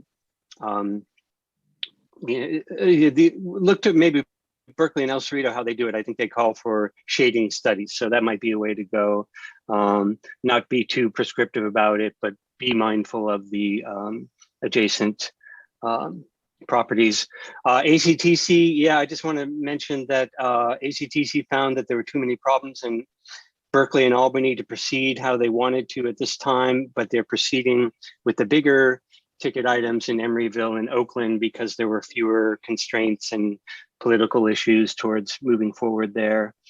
And then finally, I don't agree that we won't assemble lots. I think that this is what will happen when we make this plan good enough so that there are economic incentives for developers to come in and real estate people to come in, and they will work together to consolidate the lots. But right now, it's not economically viable to build in Albany because no one is. They're building in El Cerrito, they're building in Berkeley. So this is what we want: is we'll have the economic pressure there, and the assembled lots will follow. That's it. Great, thanks. And back to you, Jane and Jean. Okay, great. So here are a couple more specific questions.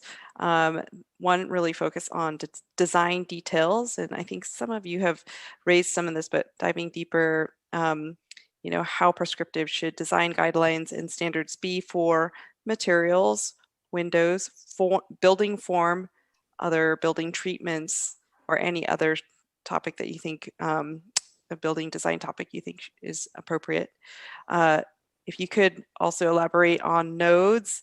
I know some of you have already done that, but if you haven't yet, would you like to see nodes distinguished from other parts of San Pablo Avenue as like a major activity node? What does that look like? If you haven't spoken to open space yet, what types of open space and public realm improvements are appropriate for San Pablo Avenue? If you want to add anything about street trees, green spaces, seating areas, or any of the elements of an open space that you think are important, perhaps that can mean, hardscape as well. Those add that there in this final topic about street character. How can design address neighborhood street character? And that has to do with the parallel streets when we're talking about neighborhood streets and not San Pablo Avenue. So the neighborhood streets, are there things about the design of buildings that front them in terms, of window details, signage, or lighting, or any of that that is important to address on those neighborhood streets? So we look forward to hearing your comments. Back to you, Chair. Great, thanks. So with that, why don't we go ahead and we'll pause on commissioner comments at this moment, and we'll go ahead and open it up to public comment. So Chris or Anne, if please let us know if there are any folks in the queue to speak, and to members of the public, this is your opportunity now to provide comment on the entire presentation that we've seen tonight, and to get in the queue for public comment. Yes, we do have one hand raised, and I think Jeff is running the clock, so we may need to stop the screen share. I'm going to switch over in a second. So the first hand up was Clay Larson. Clay, please go ahead.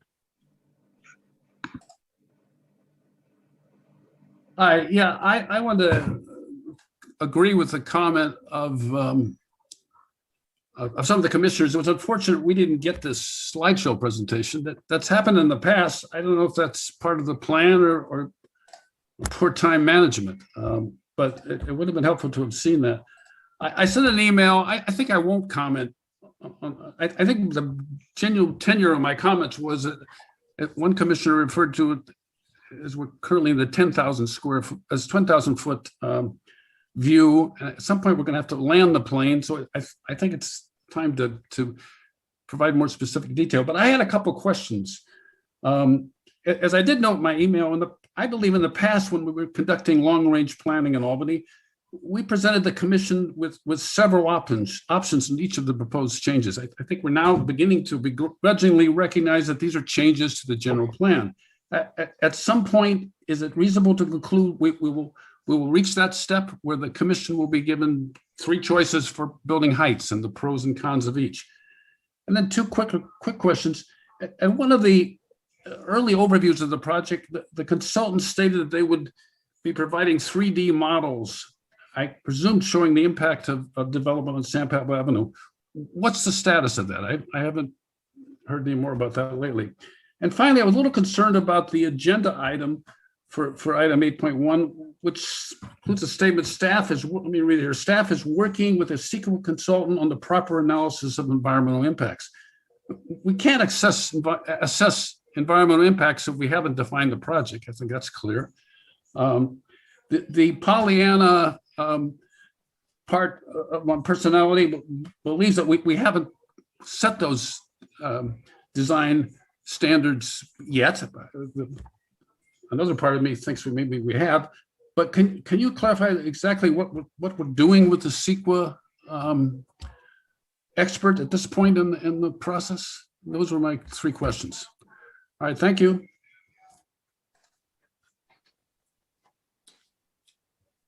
Okay, next up is Brian Martin. Thank you. Hi, I'm Brian Martin. I live on the 600 block of Adams Street, and my backyard is on businesses property line is on a business on San Pablo Avenue.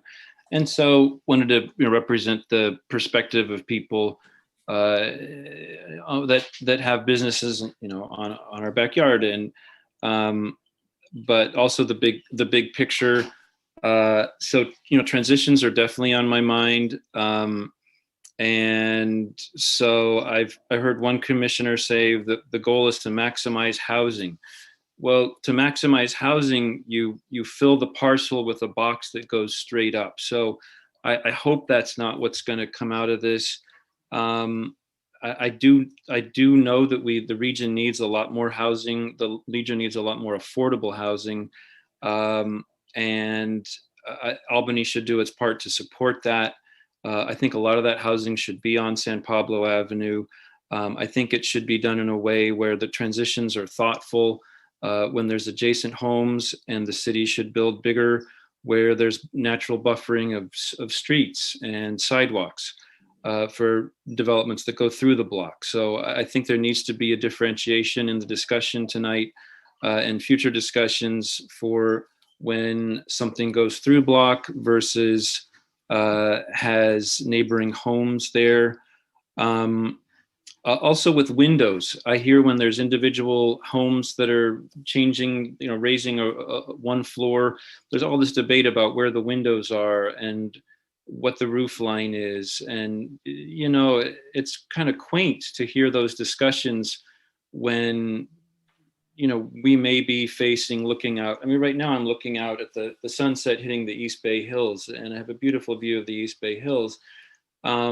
And to think that instead I'll be staring into someone's bedroom window. So actually 50 people's bedroom windows. So to maximize housing, I think the commission really needs to revisit also Measure K and Measure D to allow and also zoning throughout the city to help get housing distributed.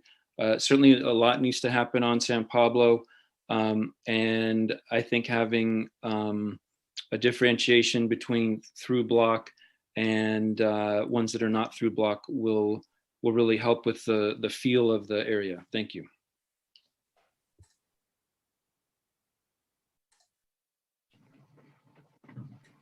Amy Smolens, you may go ahead. Hi there. I live on Keynes Avenue, the other side from Brian, short block from San Pablo. I appreciate Brian's real detail as far as what he was saying about what those of us on these other blocks might, what you guys should look at as far as windows and things like that, step backs. I really appreciated the consultant's attention to detail when you guys were talking about the transitions and the thoughtfulness in design and its impact on the neighboring streets. So it seems like you are paying attention to that, which is great. Commissioners, use your expertise to make the buildings and the spaces varied and with character. They don't need to look like Emeryville. They can have some character, and they can be at a human scale. Albany needs housing, and as does the whole Bay Area. So I appreciate your vision for a pedestrian, transit, cyclist, and a people-oriented San Pablo Avenue and a people-oriented community. We got to make room for new neighbors. Just because we have ours here doesn't mean that we should shut everyone else. We have to make room for new people and do our part to combat the housing crisis and the climate crisis in our region. So, take all of us, keep all of us in mind, but do what you're doing and help the region. Thank you. Bye.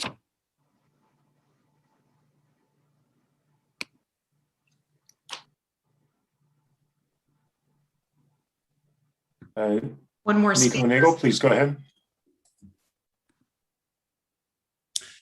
Hi, my name is Nico Nagel. I'm speaking on behalf of the Housing Action Coalition tonight. A couple of things. I'll be super quick. One, I love the direction that's being laid out in the presentation we saw. I appreciate commissioners engaging in a really robust manner moving forward. Couple of things I just want to say. One, I think in terms of moving forward, I've seen in other cities that I've done work in that setting design standards that are too low has been a mistake moving forward. So setting, for example, 8 stories where you could have had 9, but it's not doable because you only studied for 8. So the EIR only includes 8. Those kinds of situations are just things to avoid, and things that can bring online a floor more housing in that case, and that is significant for folks who will then go on to live in that housing. So this is me generally encouraging folks to dream big and study large buildings and allow for that flexibility moving forward. The other thing I want to say, I really appreciate those folks who, the last speaker who called in tonight and emphasized making room. I really appreciate that as someone under the age of 30 who will probably not be able to buy a home in the Bay Area where I grew up. But I appreciate that thought is out there, and that maybe one day I'll move back here. Lastly, I appreciate folks talking about a human scale at San Pablo, and walkable neighborhoods are all the rage right now, and for good reason, because they are not only a place where you can drop in and out of your local shop, but they're also a place where you don't have to worry so much, if designed well, about a kid running off into the street. Designing for humans on the street and designing for humans in those homes is really crucial, and I appreciate folks considering all of those factors moving forward. So thank you everyone for your time, and have a good evening.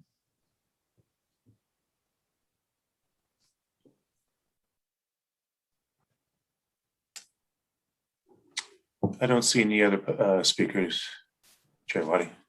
Okay, so with that, seeing no more speakers, we will go ahead and close public comment, and we will turn it back to the commission for discussion on that last slide. And if I could ask the consultants to just pull up that last slide so we've got the substance in front of us, that would be great. Just confirming you're seeing it.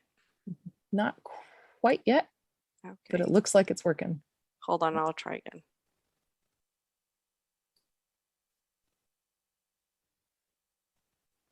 Is that up now? It says you're starting to share your screen, but it's just black. No. Okay.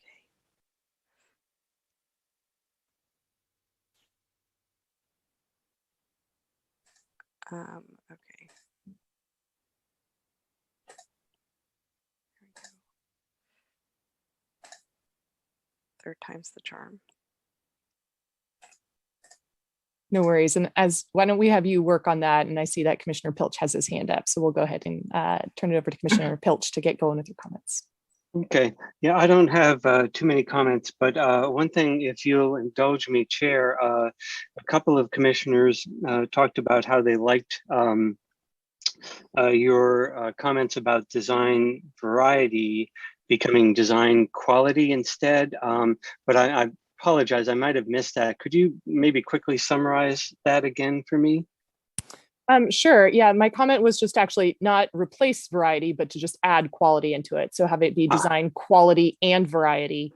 And in the description in that principle, to incorporate the word high quality sort of in that descriptor, so that it's really clear that we're not just talking about variety. Variety of bad quality materials is not what we want. We want variety of high quality materials. Okay, thank you for that. Yeah, I agree as well. Just speaking really quickly about this stuff, I do think it's important to look at what other cities are doing in terms of their objective design standards. In that, you know, this is kind of a new area. I think it would seem to me, or maybe not, but we don't want to create objective design standards that people can't meet, for example. So while we want our own objective design standards, you know, we want them to be Albany's, we also want to carefully make sure that we're doing stuff that works, that actually works, since this is a new area. I do want to spend a bit of time on open space and street trees, seating areas. Some of these other things I'm probably not going to be able to speak to because I'm not an architect, but you know, if we pull architectural examples from elsewhere, that'll be good. But in terms of open space, I'm not sure. I've been trying to get something across in a couple of different meetings about this, which is that one of the concerns that I have is that developers will take the open space requirement and make it all private open space, for one thing, and leaving no open space that's publicly accessible. So to the extent we can mitigate that, and I'm not sure quite how, I think that would be great. You know, to have open space that's usable by the residents and the businesses and the general public would be good. So, you know, to the extent we can have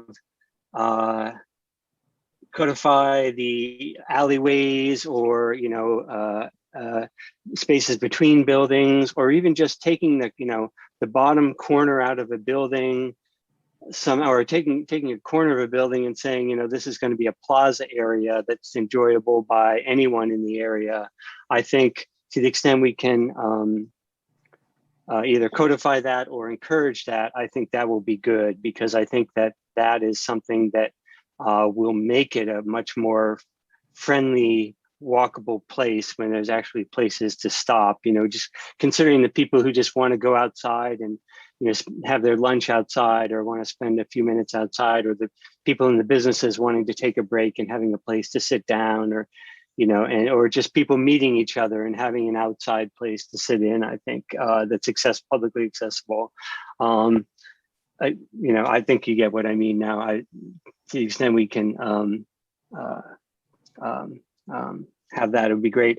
Street trees, incredibly important, that we have big and lots of street trees. So one of the issues with San Pablo Avenue, when you look at Berkeley versus Albany, Berkeley has a very pleasant San Pablo Avenue. Albany has a big piece of asphalt. And the reason is because Berkeley has a median, and the median and the sides of the streets are all planted with trees, and it creates a very nice atmosphere. Now, I'm not suggesting we put a median in San Pablo, but you know, the only way we can get this on San Pablo is to make sure we have big street trees on the side. One of the problems with the median, and one of the reasons ACTC had an issue with going forward in Berkeley, is that, you know, are they going to just take away the median for bus lanes? I think there would be a big outcry for that, about that. So that was one of the issues. So yes, absolutely, we need to make this a beautiful place as well, and street trees are a big part of that. And so for the rest, you know, it's all architectural stuff. We can pull that from someplace else. Thank you.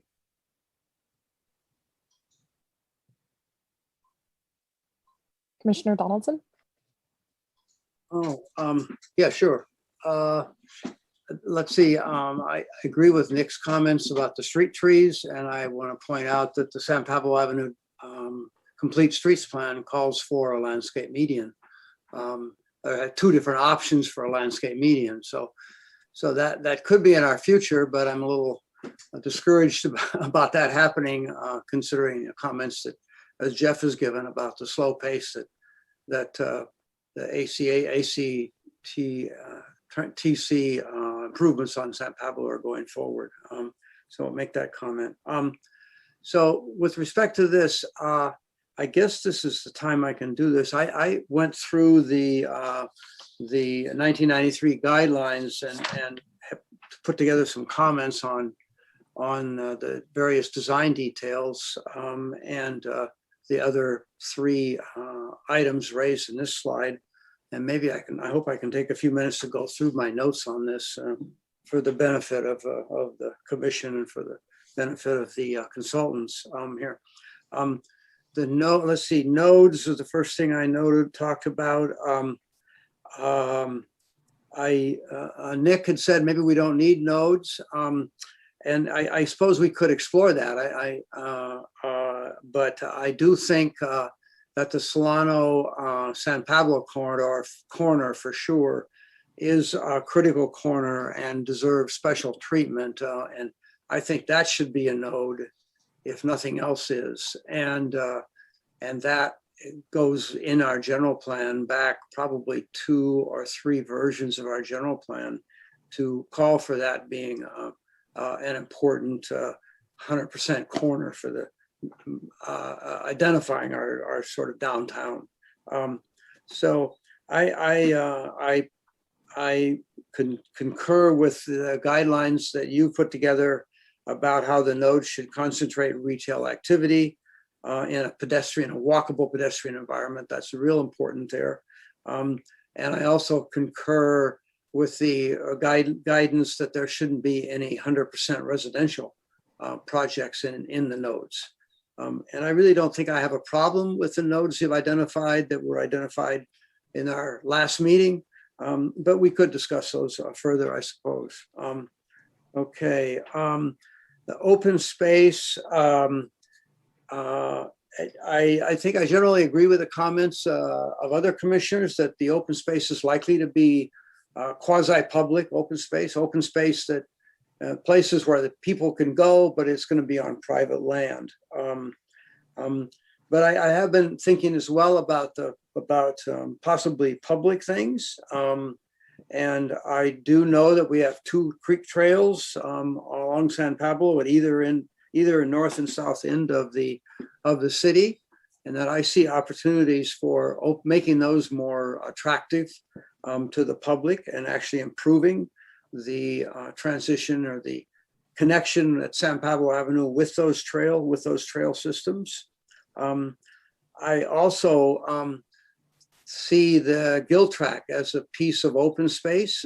It's private, owned by the university, but I would sure like to see this plan talk a little bit about how that can be better integrated even visually into the community. I don't like the chain link fence around it. I don't like all of the random unorganized signage that gets posted up there all the time.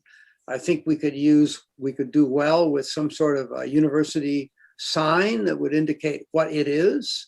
This is a Gill Track and what it does, or have some sort of University of California designation. I think there's a lot of things we could do there that would improve the sort of entrance into Albany as people reach San Pablo Avenue. And so I see that as an open space issue that I think should be addressed sometime, and this is a good time to do it. This plan is a good time to do it. I'm adamant that, and I think others will agree with me, that quality private open spaces should be required in all new development, and that I also think we should resist developer pressure to minimize private open space. We've had comments that our zoning requirement of 200 square feet per unit is too high, and we're going to get a lot of developer pressure to reduce that. We've already seen that happen. I think that we should hold firm on having good workable private open space. And I agree with the comments that we've seen today about the importance of street trees, sidewalk seating areas, alcoves in retail that could encourage quasi-public gatherings, seating areas. And I would add to that, we should be sensitive to developing any seating areas that might be protected somewhat from traffic noise, because traffic noise is an issue along San Pablo Avenue. And in some cases you can do that. I'm thinking of the project we had a few months ago looking at a beer garden behind Casper's. That would have been protected by the structure from San Pablo Avenue noise, which would have added greatly to its ambiance. Let's see, street character. I believe the 1993 guidelines are generally good. And then I went on to look more closely at the guidelines of the design details in the 1993 guidelines, and I want to make comments on some of them. On page 7, it was the issue of silhouetting. I thought would be a good idea to have a guideline like that. I agree with the consultants that retail towers are really passé and probably not appropriate. But I think the notion of a silhouette is a design ideal, a design feature that we should be sensitive to if we're doing design review on new buildings along San Pablo. Okay, massing and height. The 1993 guidelines are generally good on that, in my opinion, but they really don't anticipate anything over 3 stories. And for these new, the new specific plan, it's going to be important that the consultants deal with the fact that we'll probably have taller buildings. We will have taller buildings than 3 stories. And so these guidelines need to be, the massing and height sections clearly need to be rewritten to address the options, the possibilities of over 4 stories, buildings over 4 stories. And I noted the comment made about exuberance, and that would certainly be subjective. I'm not sure we want to carry that forward, but in principle, I do like the idea, and I think we should have flexibility so that developers could come to us with some creative notions that might really stand out and make memorable buildings. I would encourage that. Facade compositions on page 8. I like that, like this section of the 1993 guidelines, and I think they're fine and could be carried forward and into the new plan. Page 12, signage.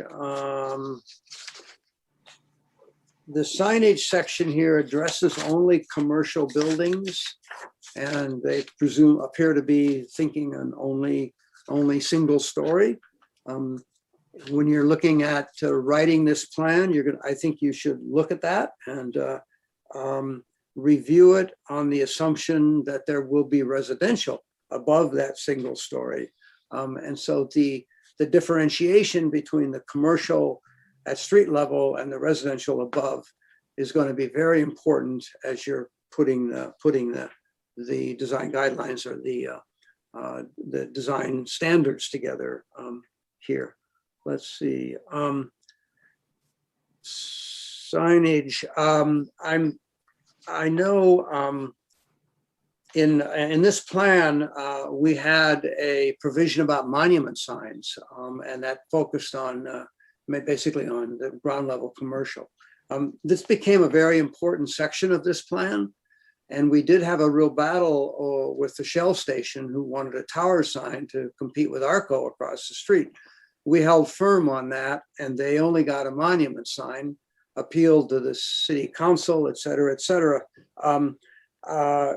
So let's not forget the commercial space. And I would really want to carry forward the idea that new commercial development that might occur on San Pablo would be restricted to monument signs. And again, we have updated the sign ordinance since 1993. We did it just recently.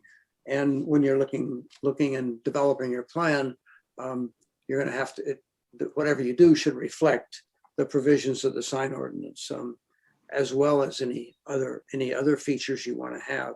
Typically, mixed-use development would only have signage at the lower level, at the pedestrian level, but not necessarily all the time. Some of them might want to have identifier signs on their larger building, and we should have policies that address that.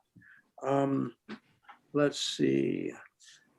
Another thing, I would love to see a policy in the San Pablo Avenue specific plan that calls for eliminating the billboards at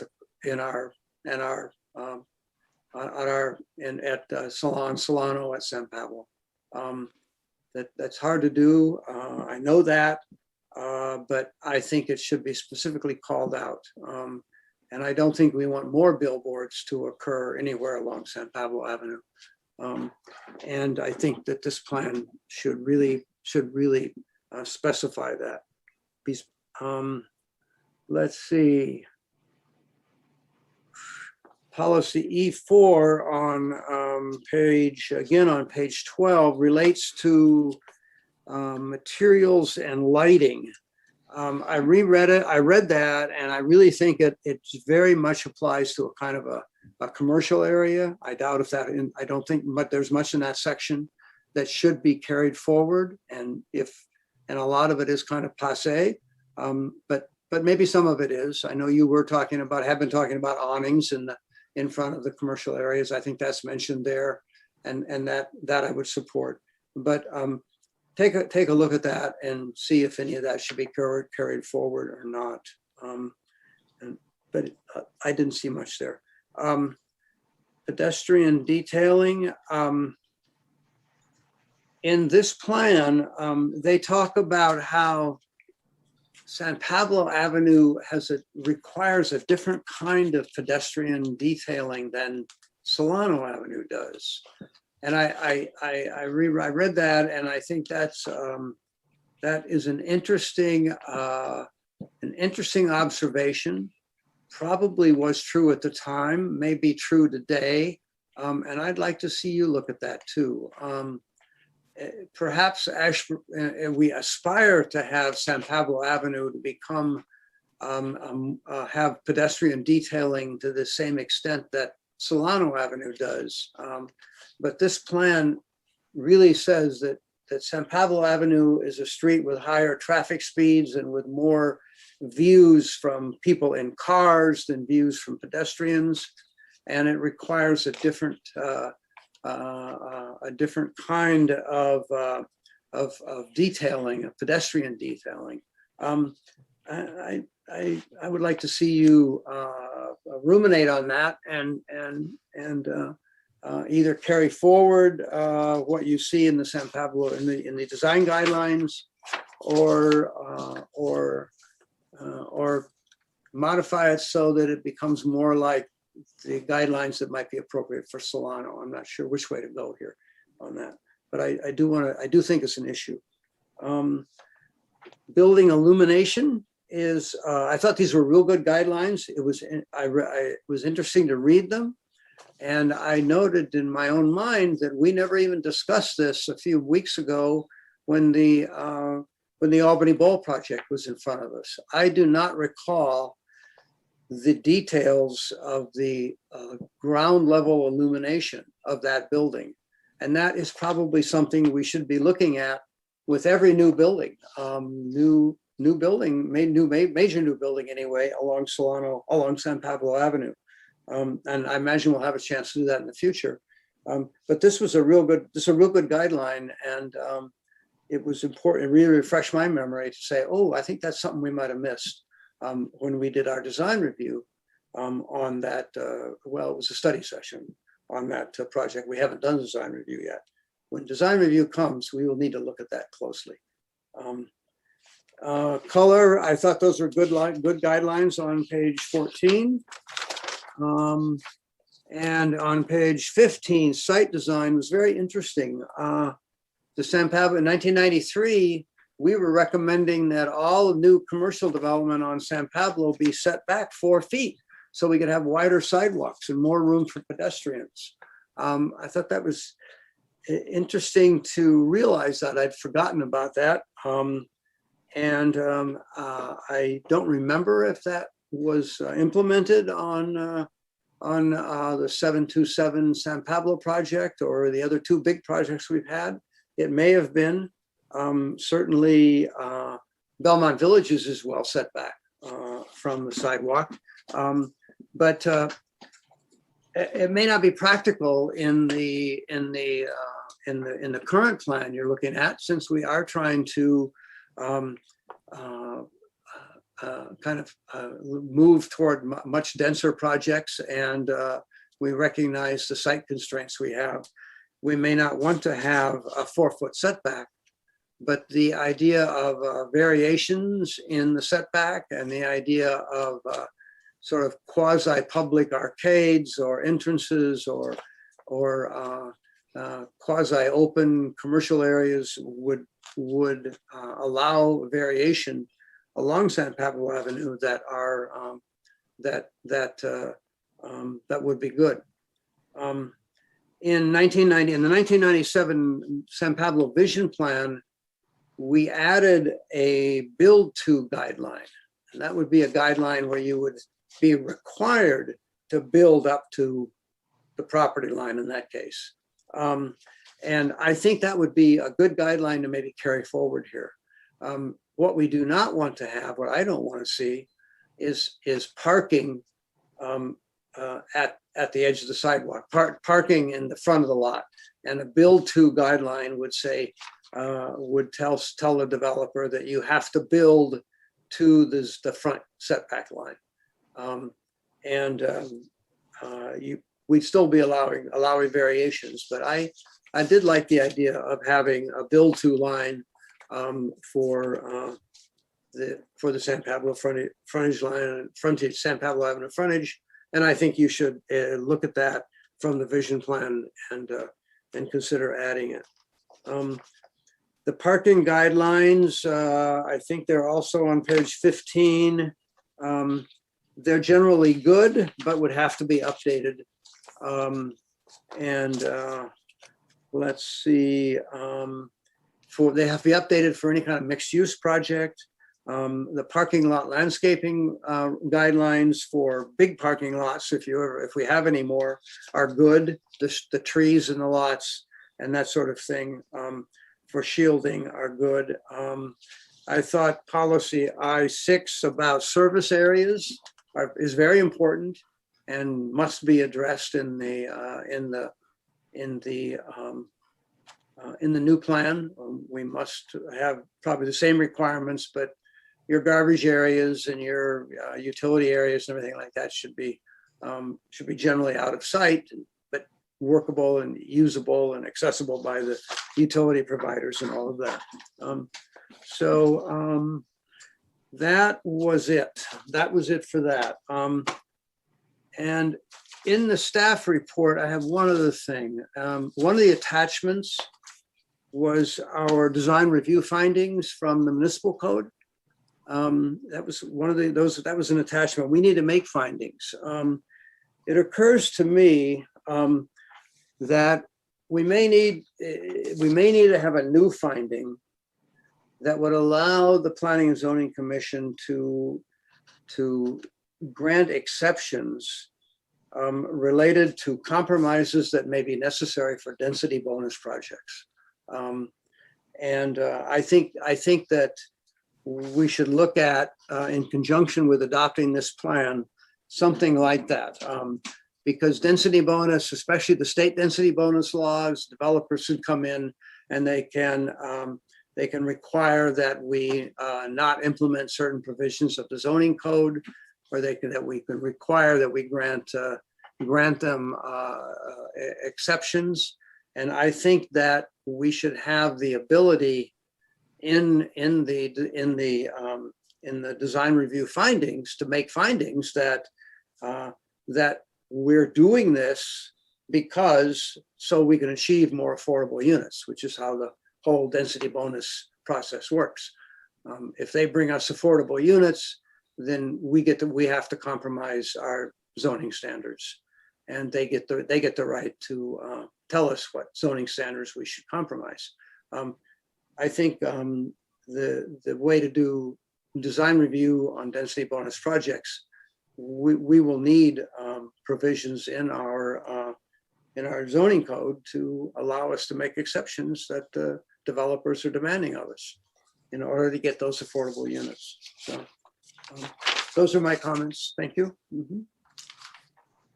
Thank you, Commissioner Donaldson. I'll go ahead and jump in just since I don't see any other hands raised at the moment, because I do have a handful of comments. So I'll start with the specific design details, and I'll just jump to the bullets where I had some suggestions. I didn't have suggestions on all of them, so I'll save you my commentary on the ones that I don't have thoughts on right now.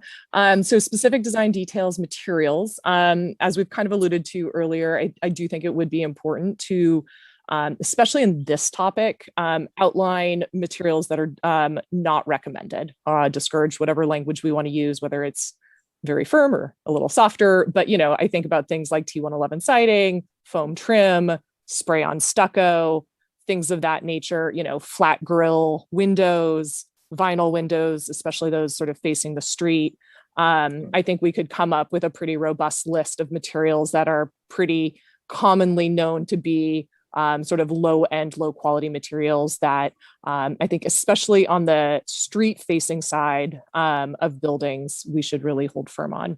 And again, it's sometimes easier to say what's not good than providing the whole suite of quality materials on the other end. As it relates to windows, I think there's some value in thinking about, you know, as these buildings are bigger and where the rear of these buildings are likely to face our R3, you know, lower density residential areas, providing some guidance in advance of what we want the glazing to look like on those rear facades. So perhaps putting in some standards that, you know, if you're within X feet of the rear property line, where it abuts an R3 district, you know, glazing should either be in the form of clear stories or,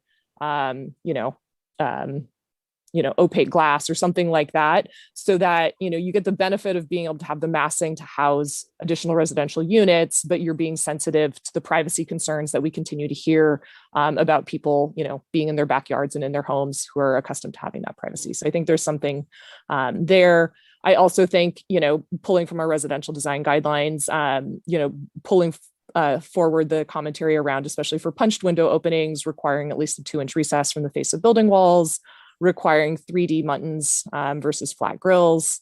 And then, but also keeping in mind that on a lot of these buildings, we're likely not going to have your traditional punched window openings, and that we might see larger window systems or even, you know, potentially glass curtain wall, although probably not unless somebody's doing a really, you know, leveraging all of the height they can through density bonus. But thinking through in those scenarios, you know, I know on a lot of these mid-rise, you tend to get some floor to ceiling or near floor to ceiling window systems that have sort of multiple windows divided by mullions.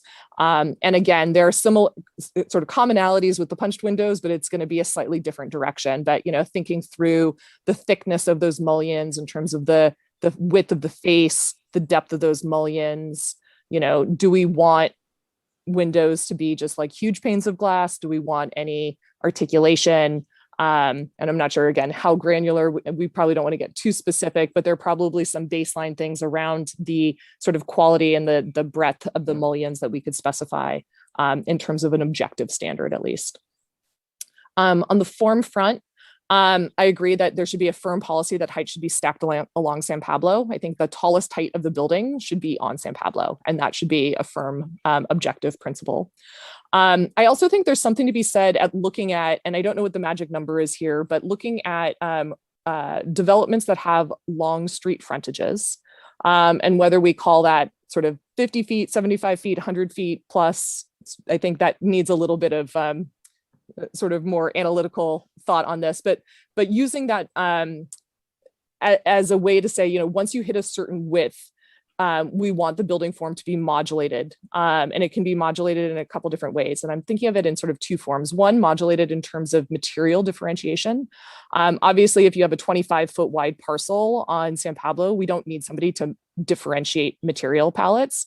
But, you know, if you have a 100-foot wide building, maybe we want to start breaking that down into 25-foot wide modules, where, you know, materials and textures change. Now, you know, sometimes that can look really hokey, where it feels very sort of tacked on and differentiated. So I think we'll need to put some thought around it. But I think there is some way of applying an objective standard of developments over X feet of frontage are required to differentiate and sort of modulate the architectural treatment of the front of the building in some way. I also think along those lines with the form, when you get those, especially those larger developments, encouraging those public spaces that we keep talking about that are challenging on San Pablo to put, if a building is built up to the street frontage, it's going to be really hard, I think, to get successful public realm improvements on the sidewalk and have them actually be used, just given the amount of traffic and all of that. They're just not the most pleasant spaces.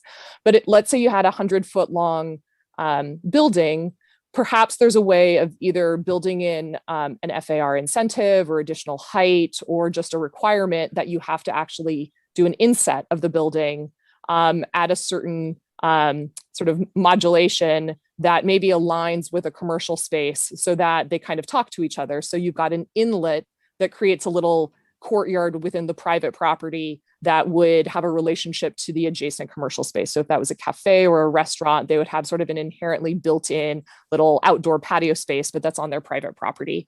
And, obviously doing that, it reduces their buildable square footage. And so I think that is something that we need to be sensitive to in terms of, with density bonus projects, not having people waive those requirements, making sure there's enough of an incentive that they can recapture that square footage, especially on the upper floors.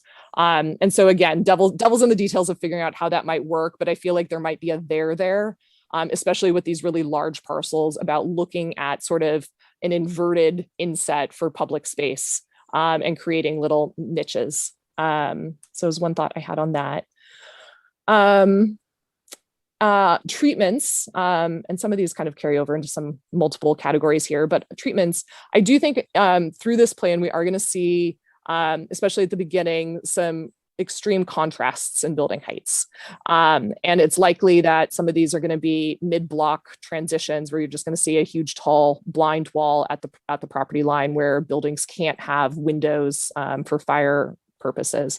And I actually think, and this is one of the things I think we've continued to talk about is how do we not get this blandness of these new buildings? How do we keep some character, but not be prescriptive? And I actually think leveraging like public art or murals is a great way of kind of bringing the unique character of Albany to play, but also like allowing for these tall, what are otherwise blind walls, and allowing for that height and development, but saying, you're required to apply a mural treatment on this, and maybe there's a way to pair, local artists with doing it, or something along those lines where it really becomes like a sense, again, of placemaking and something really unique to Albany, so that when people are driving through and they see these tall buildings, people always remember those murals when they pass by. And so I think there is really something where it's not necessarily the architecture, but it still is placemaking. And so I think there's a way both for the treatment on those blind walls, and also it's a principle that I'm carrying forward into the node section. I am a big proponent of Solano and San Pablo being a node. I was also really interested in what Commissioner Moman said about those sort of vista points where you've got, the sort of ancillary streets that dead end into San Pablo. But I think especially at Solano and San Pablo, I think there's no question that this is sort of our ground zero in Albany. And I think leveraging public art in some way at this node versus private development, I'm not 100% convinced that we need different private development standards here.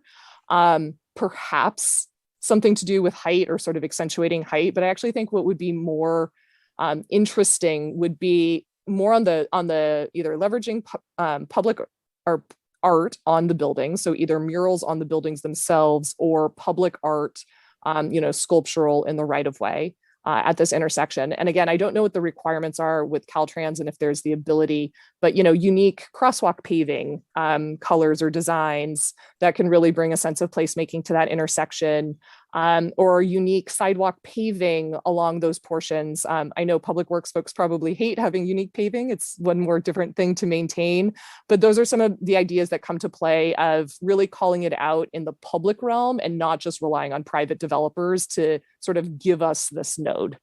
So that's sort of my thought on that. I think there's a great way to do it. I'm not 100% sold on having private development be the ones that are going to get us there. Onto open space. I don't have a ton of thoughts on this other than sort of those little inlets, but I do think it's critical that there's sort of a defined plan for trees. I think a consistency in what type of tree and size of tree, and requirements that new developments plant new trees of sufficient size if there isn't already such a requirement, I think is critical. And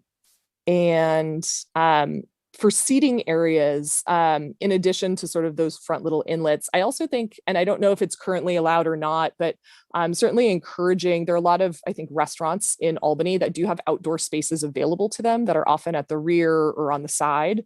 And I think just making it affirmative that we encourage the use of those spaces to be used for outdoor dining, even though it's not necessarily placemaking for the public realm, you kind of have to already be a customer. I do think there is a unique character that's sort of built in to those places, and it becomes memorable, and people remember, you know, that restaurant in Albany that has that outdoor patio. So I would certainly be supportive of that. There's obviously some sort of good neighbor policies that have to be considered with that in terms of sort of noise when it abuts residential, but I think those are things that can be solved. And then lastly, just on the street character signage, I think a lot of the sign work that we've already done is pretty good, but I would agree, you know, reinforcing on San Pablo that when there's a mixed use building, business signs should probably be limited to below the window sill of the lowest residential level. So that's really carried at effectively that ground floor. And, you know, I would certainly be a fan of, you know, ensuring high quality signs. I think sign quality can really affect the quality and the placemaking. You know, things like the vinyl cabinets that are directly illuminated tend to sort of detract from the quality of architecture and sort of placemaking, whereas, you know, halo lit, punched letters, signs of that nature tend to be, I think, sort of up the quality of signage. But I don't have overly strong feelings on that at the moment. And then in addition, I think senses, things like uplighting of street trees, and, you know, downward directed lighting of business signs, things like that should certainly be encouraged. But I don't think we have to get too prescriptive on those. That concludes all of my comments. I know that was a lot, so happy to follow up if there are any questions, but that is all that I have to share. And with that, I will turn it to, I'm not sure who is next, so I'm just going to go in order on my computer here. So Commissioner McLeod. Yeah, thank you. Yeah, I appreciate your comments, and I'd like to say I agree with just about everything, with the exception of restricting window sizes or requiring opaque glazing. I think that's not great design for the apartments that would face the other way towards the lower density districts. Especially if you consider that some of them may be, you know, that could apply to a whole apartment. And I think that would be really just not feasible to block all the outside views and light and egress and every other kind of requirement that might apply in terms of lighting and, you know, making a pleasant place to live. But I do really appreciate your other comments, and I do agree with just about all of them, Chair Waddy. So I guess to back up a little bit on other things, you know, I would appreciate seeing what other cities have done as a model guideline. You know, at least there must be 2 or 3 examples out there that have been done recently that are in line with SB 330 and objective design guidelines. I mean, I would just love to see some examples, not necessarily in a presentation, but as background material that I could read or look at, you know, to see what they've done and what might apply here. I agree, we don't want to just blanket, you know, just as a blanket form, adopt somebody else's ordinance, of course not. But, you know, seeing what has been done in response to the housing crisis in SB 330 would be really interesting and informative. You know, I haven't really had much experience with the 1993 guidelines. You know, it's interesting background, but I'm not sure it's totally reasonable to keep a lot of that. I mean, there may be pieces that we could keep, but it would take some study. Uh, as far as specific design details go, I think it comes down to variety, and it's a variety of planes, variety of materials, variety of textures, and how to make that objective. I do agree with the list of materials that would not be recommended. Absolutely, I think that's a good idea. Vinyl siding might be one of them. Not many housing developers use that, but it is a possibility, and we would like to avoid that sort of thing. There are a lot of different window systems, so it's true if we just say, yeah, it's not the same as residential. So there are window wall systems, spandrels, all sorts of things where the windows are not necessarily set back at all. So that is actually kind of a difficult question for larger buildings to require them to be inset or recessed. But, some idea of shadow lines or, could be incorporated. I'm sorry, it feels like it's becoming a long meeting. What else? Well, in terms of open space, yeah, it's a tricky concept because we're basically trying to make public open space out of private property. And it really does, I think, as Chair Waddy said, have to be somehow next to or adjacent to some commercial space that would use it, and such as a cafe or a restaurant. I think those are the kind of places that activate the street, have people on a street that actually bring more people to the street once there's sort of a critical mass of this sort of thing. You need enough of it to create a district, to create a node. But at the same time, developers are giving up space that is buildable. So I do like the idea of maybe some incentive for allowing more development, either higher up or relaxing some other, that would replace that space with other units that would be built.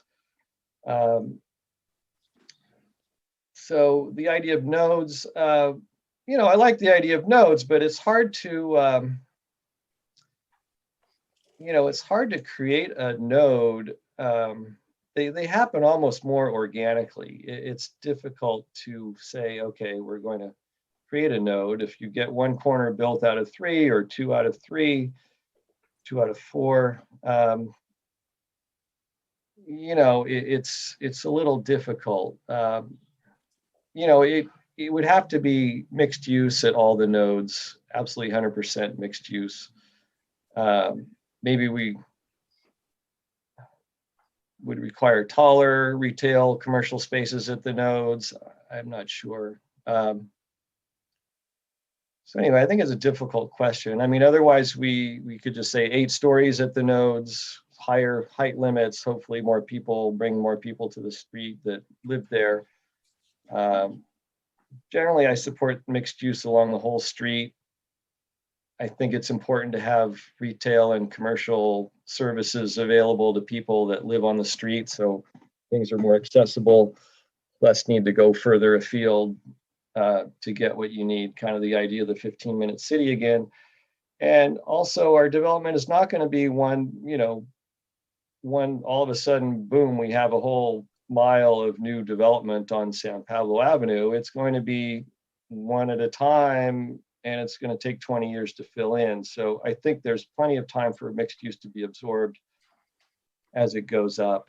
And the one exception I would make would be for 100% affordable housing, if that kind of project did become feasible somehow. But then again, I would say active uses on the ground floor, either lobbies, maybe some gym room or something that's not parking. I would absolutely forbid parking along the street edge. I generally support respecting the street edge in an urban boulevard. I think it makes better urban space. I think setting buildings back, it's already problematic in the sense that it's a constraint on housing where our lots are not that big. So I think I would support building to the street edge in general, unless it becomes some sort of pedestrian plaza with some ancillary cafe or other restaurant type use that brings people out on the street. And I agree 100% with Chair Waddy's ideas about signage and lighting. So, and just like an overall thought again is that the specific plan in my mind is supposed to be streamlining housing approvals. I mean, that's kind of the whole goal of the state funding this, the whole goal of this exercise is the way I see it. So I really still have questions about how compatible subjective guidelines are with SB 330 and kind of the overall state intent of streamlining housing production and, making it just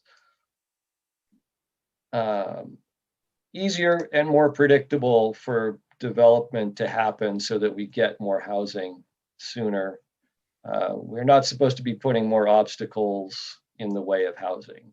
And I'm kind of, the way I've read some things about SB 330 is that we are not allowed to adopt subjective guidelines after, I think it was January 2020. So, maybe that could be researched and clarified for our next meeting. And well, that's it for now. Thank you. Thanks, Commissioner Pilch. You just said subjective 2 times. You meant subjective, not objective? Well, no, I think SB 330, I've read one analysis that said it prohibits adopting subjective design guidelines after January 2020. So, okay, yeah. I mean, I think we should be adopting as objective as possible design guidelines in what we're doing. You're right. Well, you're right about getting clarification, though. I read some portions of SB 330, and it's not quite cut and dry about what they're saying in the law. So getting more clarification would be good. But thank you. So I just want to speak to some of the things I heard. I agree with almost all of the comments that I've heard. Thanks for everyone's comments. I would love it if the staff could forward that vision plan to us, because that's not something I think I've seen. As far as the fenestration or the glazing, however you want to put it, on the abutting R3, I mean, I think we do need to take into account privacy and think about privacy as well as stepping back or whatever it is, whatever treatment it is, to make sure that we're thinking about the R3 neighbors or the neighbors in the R3 zone. Yeah, setting back from the street is not good for generating more units, but then again, the consultant, I think it's Jane, had a very good, some very good illustrations about why the setting back can be very, can make it much more of a personal and pedestrian space. So that should be considered. I think illumination should be considered, or lighting should be considered. Although I heard the word uplighting. There shouldn't be any lights pointing up ever, because I think that would be dark sky incompatible. And now that I think of it, unfortunately, they might be doing that on the senior housing senior housing development. But anyway, that's, yeah, no lights pointing up to the sky, please. But you can have the same effect with lights pointing down as well. And then speaking of nodes, yeah, I just don't quite get it, what we're going to get out of nodes. I think Commissioner McLeod is right. Nodes grow organically. I thought the purpose of nodes, if you're gonna have nodes, yeah, I think the only purpose is to specify a different height limit, as you were going to do, as staff was proposing anyway. And then I don't see why San Pablo and Solano should then be isolated, as I said in the previous meeting. I think everywhere there south to the border should be a bigger height limit node. We want to tie in City Hall, and there's lots of opportunities for more development all along that corridor, and then facing the senior housing. So I'm unsure about the nodes. I don't think the nodes are going to generate the retail, the activity that you think they are. So I just don't quite understand the nodes. And then finally, I think, Commissioner McLeod and I came to the same thought independently, is that how did we, and I'm looking at the zoning map right now, how did we come up with the fact that some of the SPC zone goes all the way through to the adjacent streets and some of it doesn't?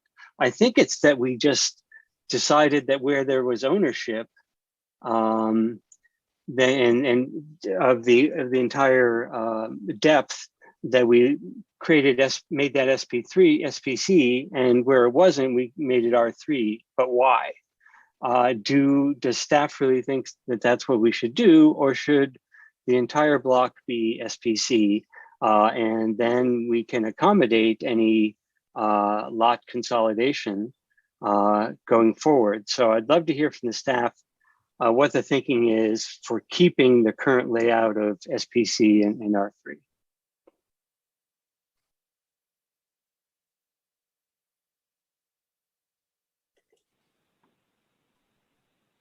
I can maybe speak to one component. And you may recall when we presented the ideas last month, we did propose a rezoning along the block fronting Canes between Washington and Solano as one idea where we thought it made sense based on the lot configuration, the uses there, and what's across the street. At this time, we haven't proposed rezoning in other locations, partly because of this transition issue. You may also recall we did propose an idea to essentially give a bonus for lots that do go through. So although we didn't propose zoning changes to the R3 district, we proposed a height change in the R3 when you have a development that's a through block. So two different zoning districts, SPC and R3, but a through block that the R3 could develop at a slightly taller height limit. That was one way of trying to get a little bit more density out of that through block condition without allowing the sort of maybe 68 feet in height. Thanks. Commissioner Pilch, did you still have any additional comments, or was that it?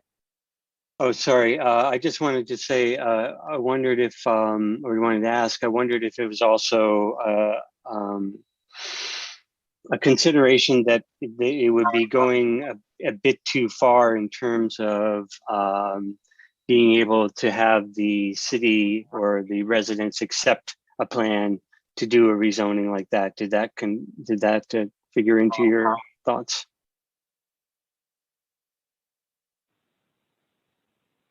I can go ahead. I think it was something that we discussed somewhat loosely. I think really for the purposes of what we're doing, we wanted to focus just on San Pablo Avenue and really, zero in on what the vision is for the corridor and the appropriate changes that would go with that. To go back to your other question about properties that have zoning that go all the way through, I think it's worth noting, and I don't know all of the history without doing some digging in our archives, but properties that currently have that, such as the bowling alley site and I believe the commercial property across the street that borders Wells Fargo, they also have a planned residential commercial overlay.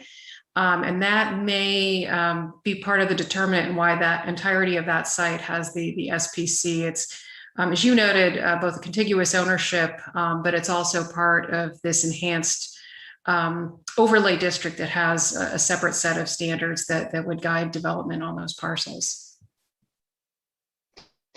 Okay, I'll leave it there for now. Great, thanks. Commissioner McLeod, was your hand still raised, or did you have additional comments? I raised it again. I just wanted to respond to Commissioner Pilch's thoughts about the R3 zone, and I would actually think we should look at that. It would solve some problems, and it would encourage, I mean, I guess the idea would be to upzone all the R3 that are on the same blocks as San Pablo in order to facilitate some lot consolidation, make it more attractive, and then the buffer zone becomes the street and not somebody's backyard eventually. So I think I would really support looking at that as an option. It may, facilitate getting more things built and facilitate lot consolidation and changes where setback or daylight plane setbacks, that sort of question would be, I think it would be really perhaps beneficial. Thank you.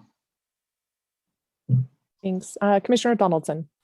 My recollection, I hope I'm right on this, going back to when the zoning ordinance was revised in 2004, my recollection is that the zoning along the San Pablo frontage was called C2, and the zoning along Keynes and Adams on that one side was zoned something else called CE, I think, so it was anticipated that there would be commercial development along Keynes and I think Adams as well.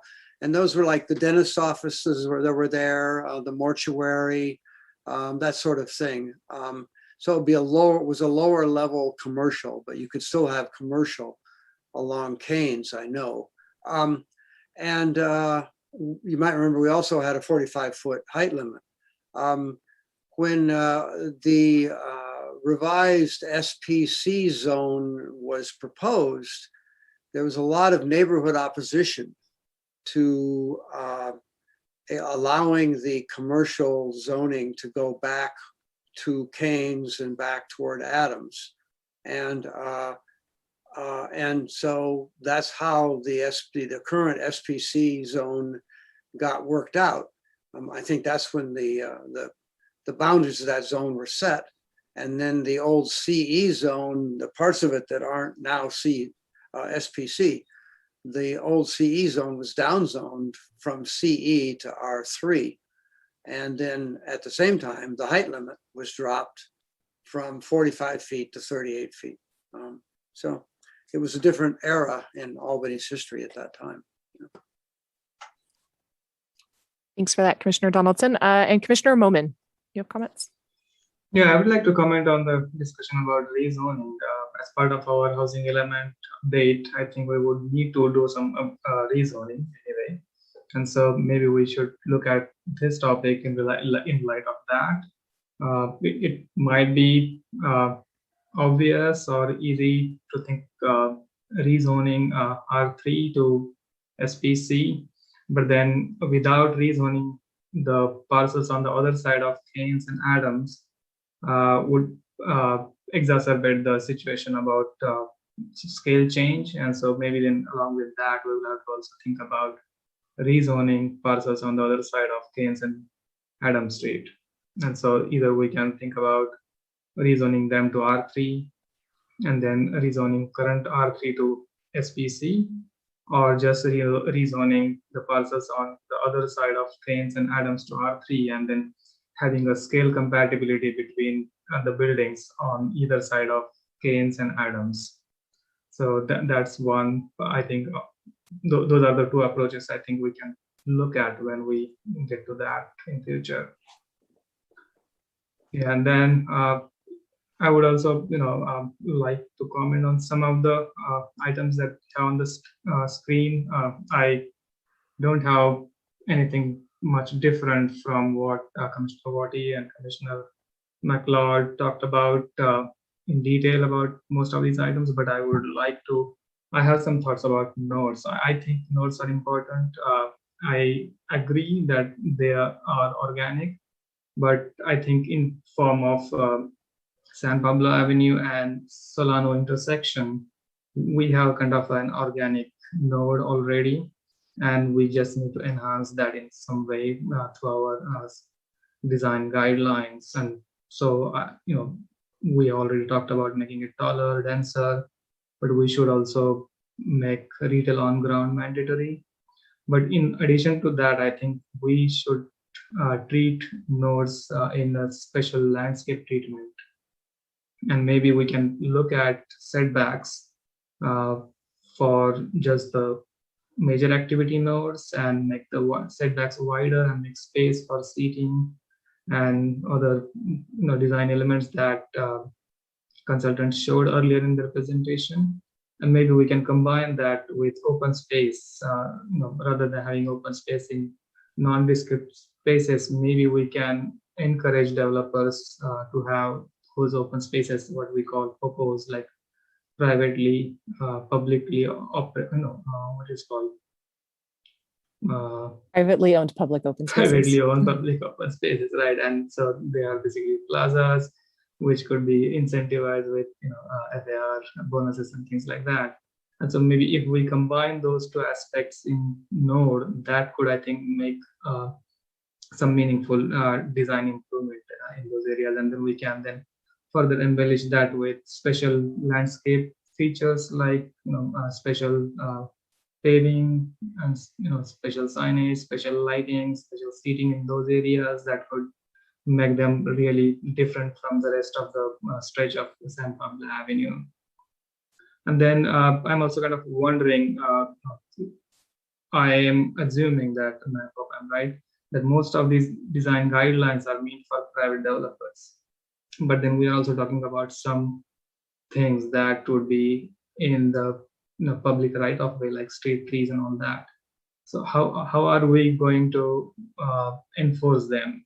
Are we expecting private developers to pay for some of these improvements, or is city is going to pay for that, and that's how we are going to include these in design guidelines? I think we need some clarity on that. So that's all I have. I completely agree with my fellow commissioners on the rest of the topics. Thanks, Commissioner Momin. Commissioner Pilch, did you have some final comments? Yeah, just one thing. I was reminded that I did want to say that I agree with Commissioner Momin and yourself, Chair, about the treatment of the nodes, about design architectural treatment of the nodes. And in fact, the president or the executive director of the Solano Avenue Association bemoans the fact that when you arrive at Solano and San Pablo, there's nothing to say that this is Albany. And it would be his dream to have a treatment, especially of that intersection, that said, hey, you've arrived at the center of Albany. You're here, you're at a fantastic place, so that I think, that might not come from the private developers, that might have to come from the city, but I do think that that could be very important, and the businesses would really appreciate it. Great, thank you, everyone. It looks like there are no additional comments from commissioners. Staff, do you have any final comments on this item? Nope, but Okay. thank you for your input. I think it's been really helpful and really productive session tonight. Great. Or Jean, did you have please go ahead. I just wanted to address the question about the subjective design standards. So what SB 330 did is it modified several sections of the government code, including the Housing Accountability Act and the Permit Streamlining Act. And what it says is that cities can't create new subjective design standards after, I think it's January 1st of 2020. Our interpretation of that is that we can create design guidelines, but we can't create subjective design standards, such as, they're particularly interested in things like compatibility, conformance with existing character, things like that are applied as standards, but in a subjective way. So our interpretation is that we can create guidelines as well as objective standards. Great. Thanks for that clarification, Jean. And with that, everyone, I believe that is concluding our agenda for tonight.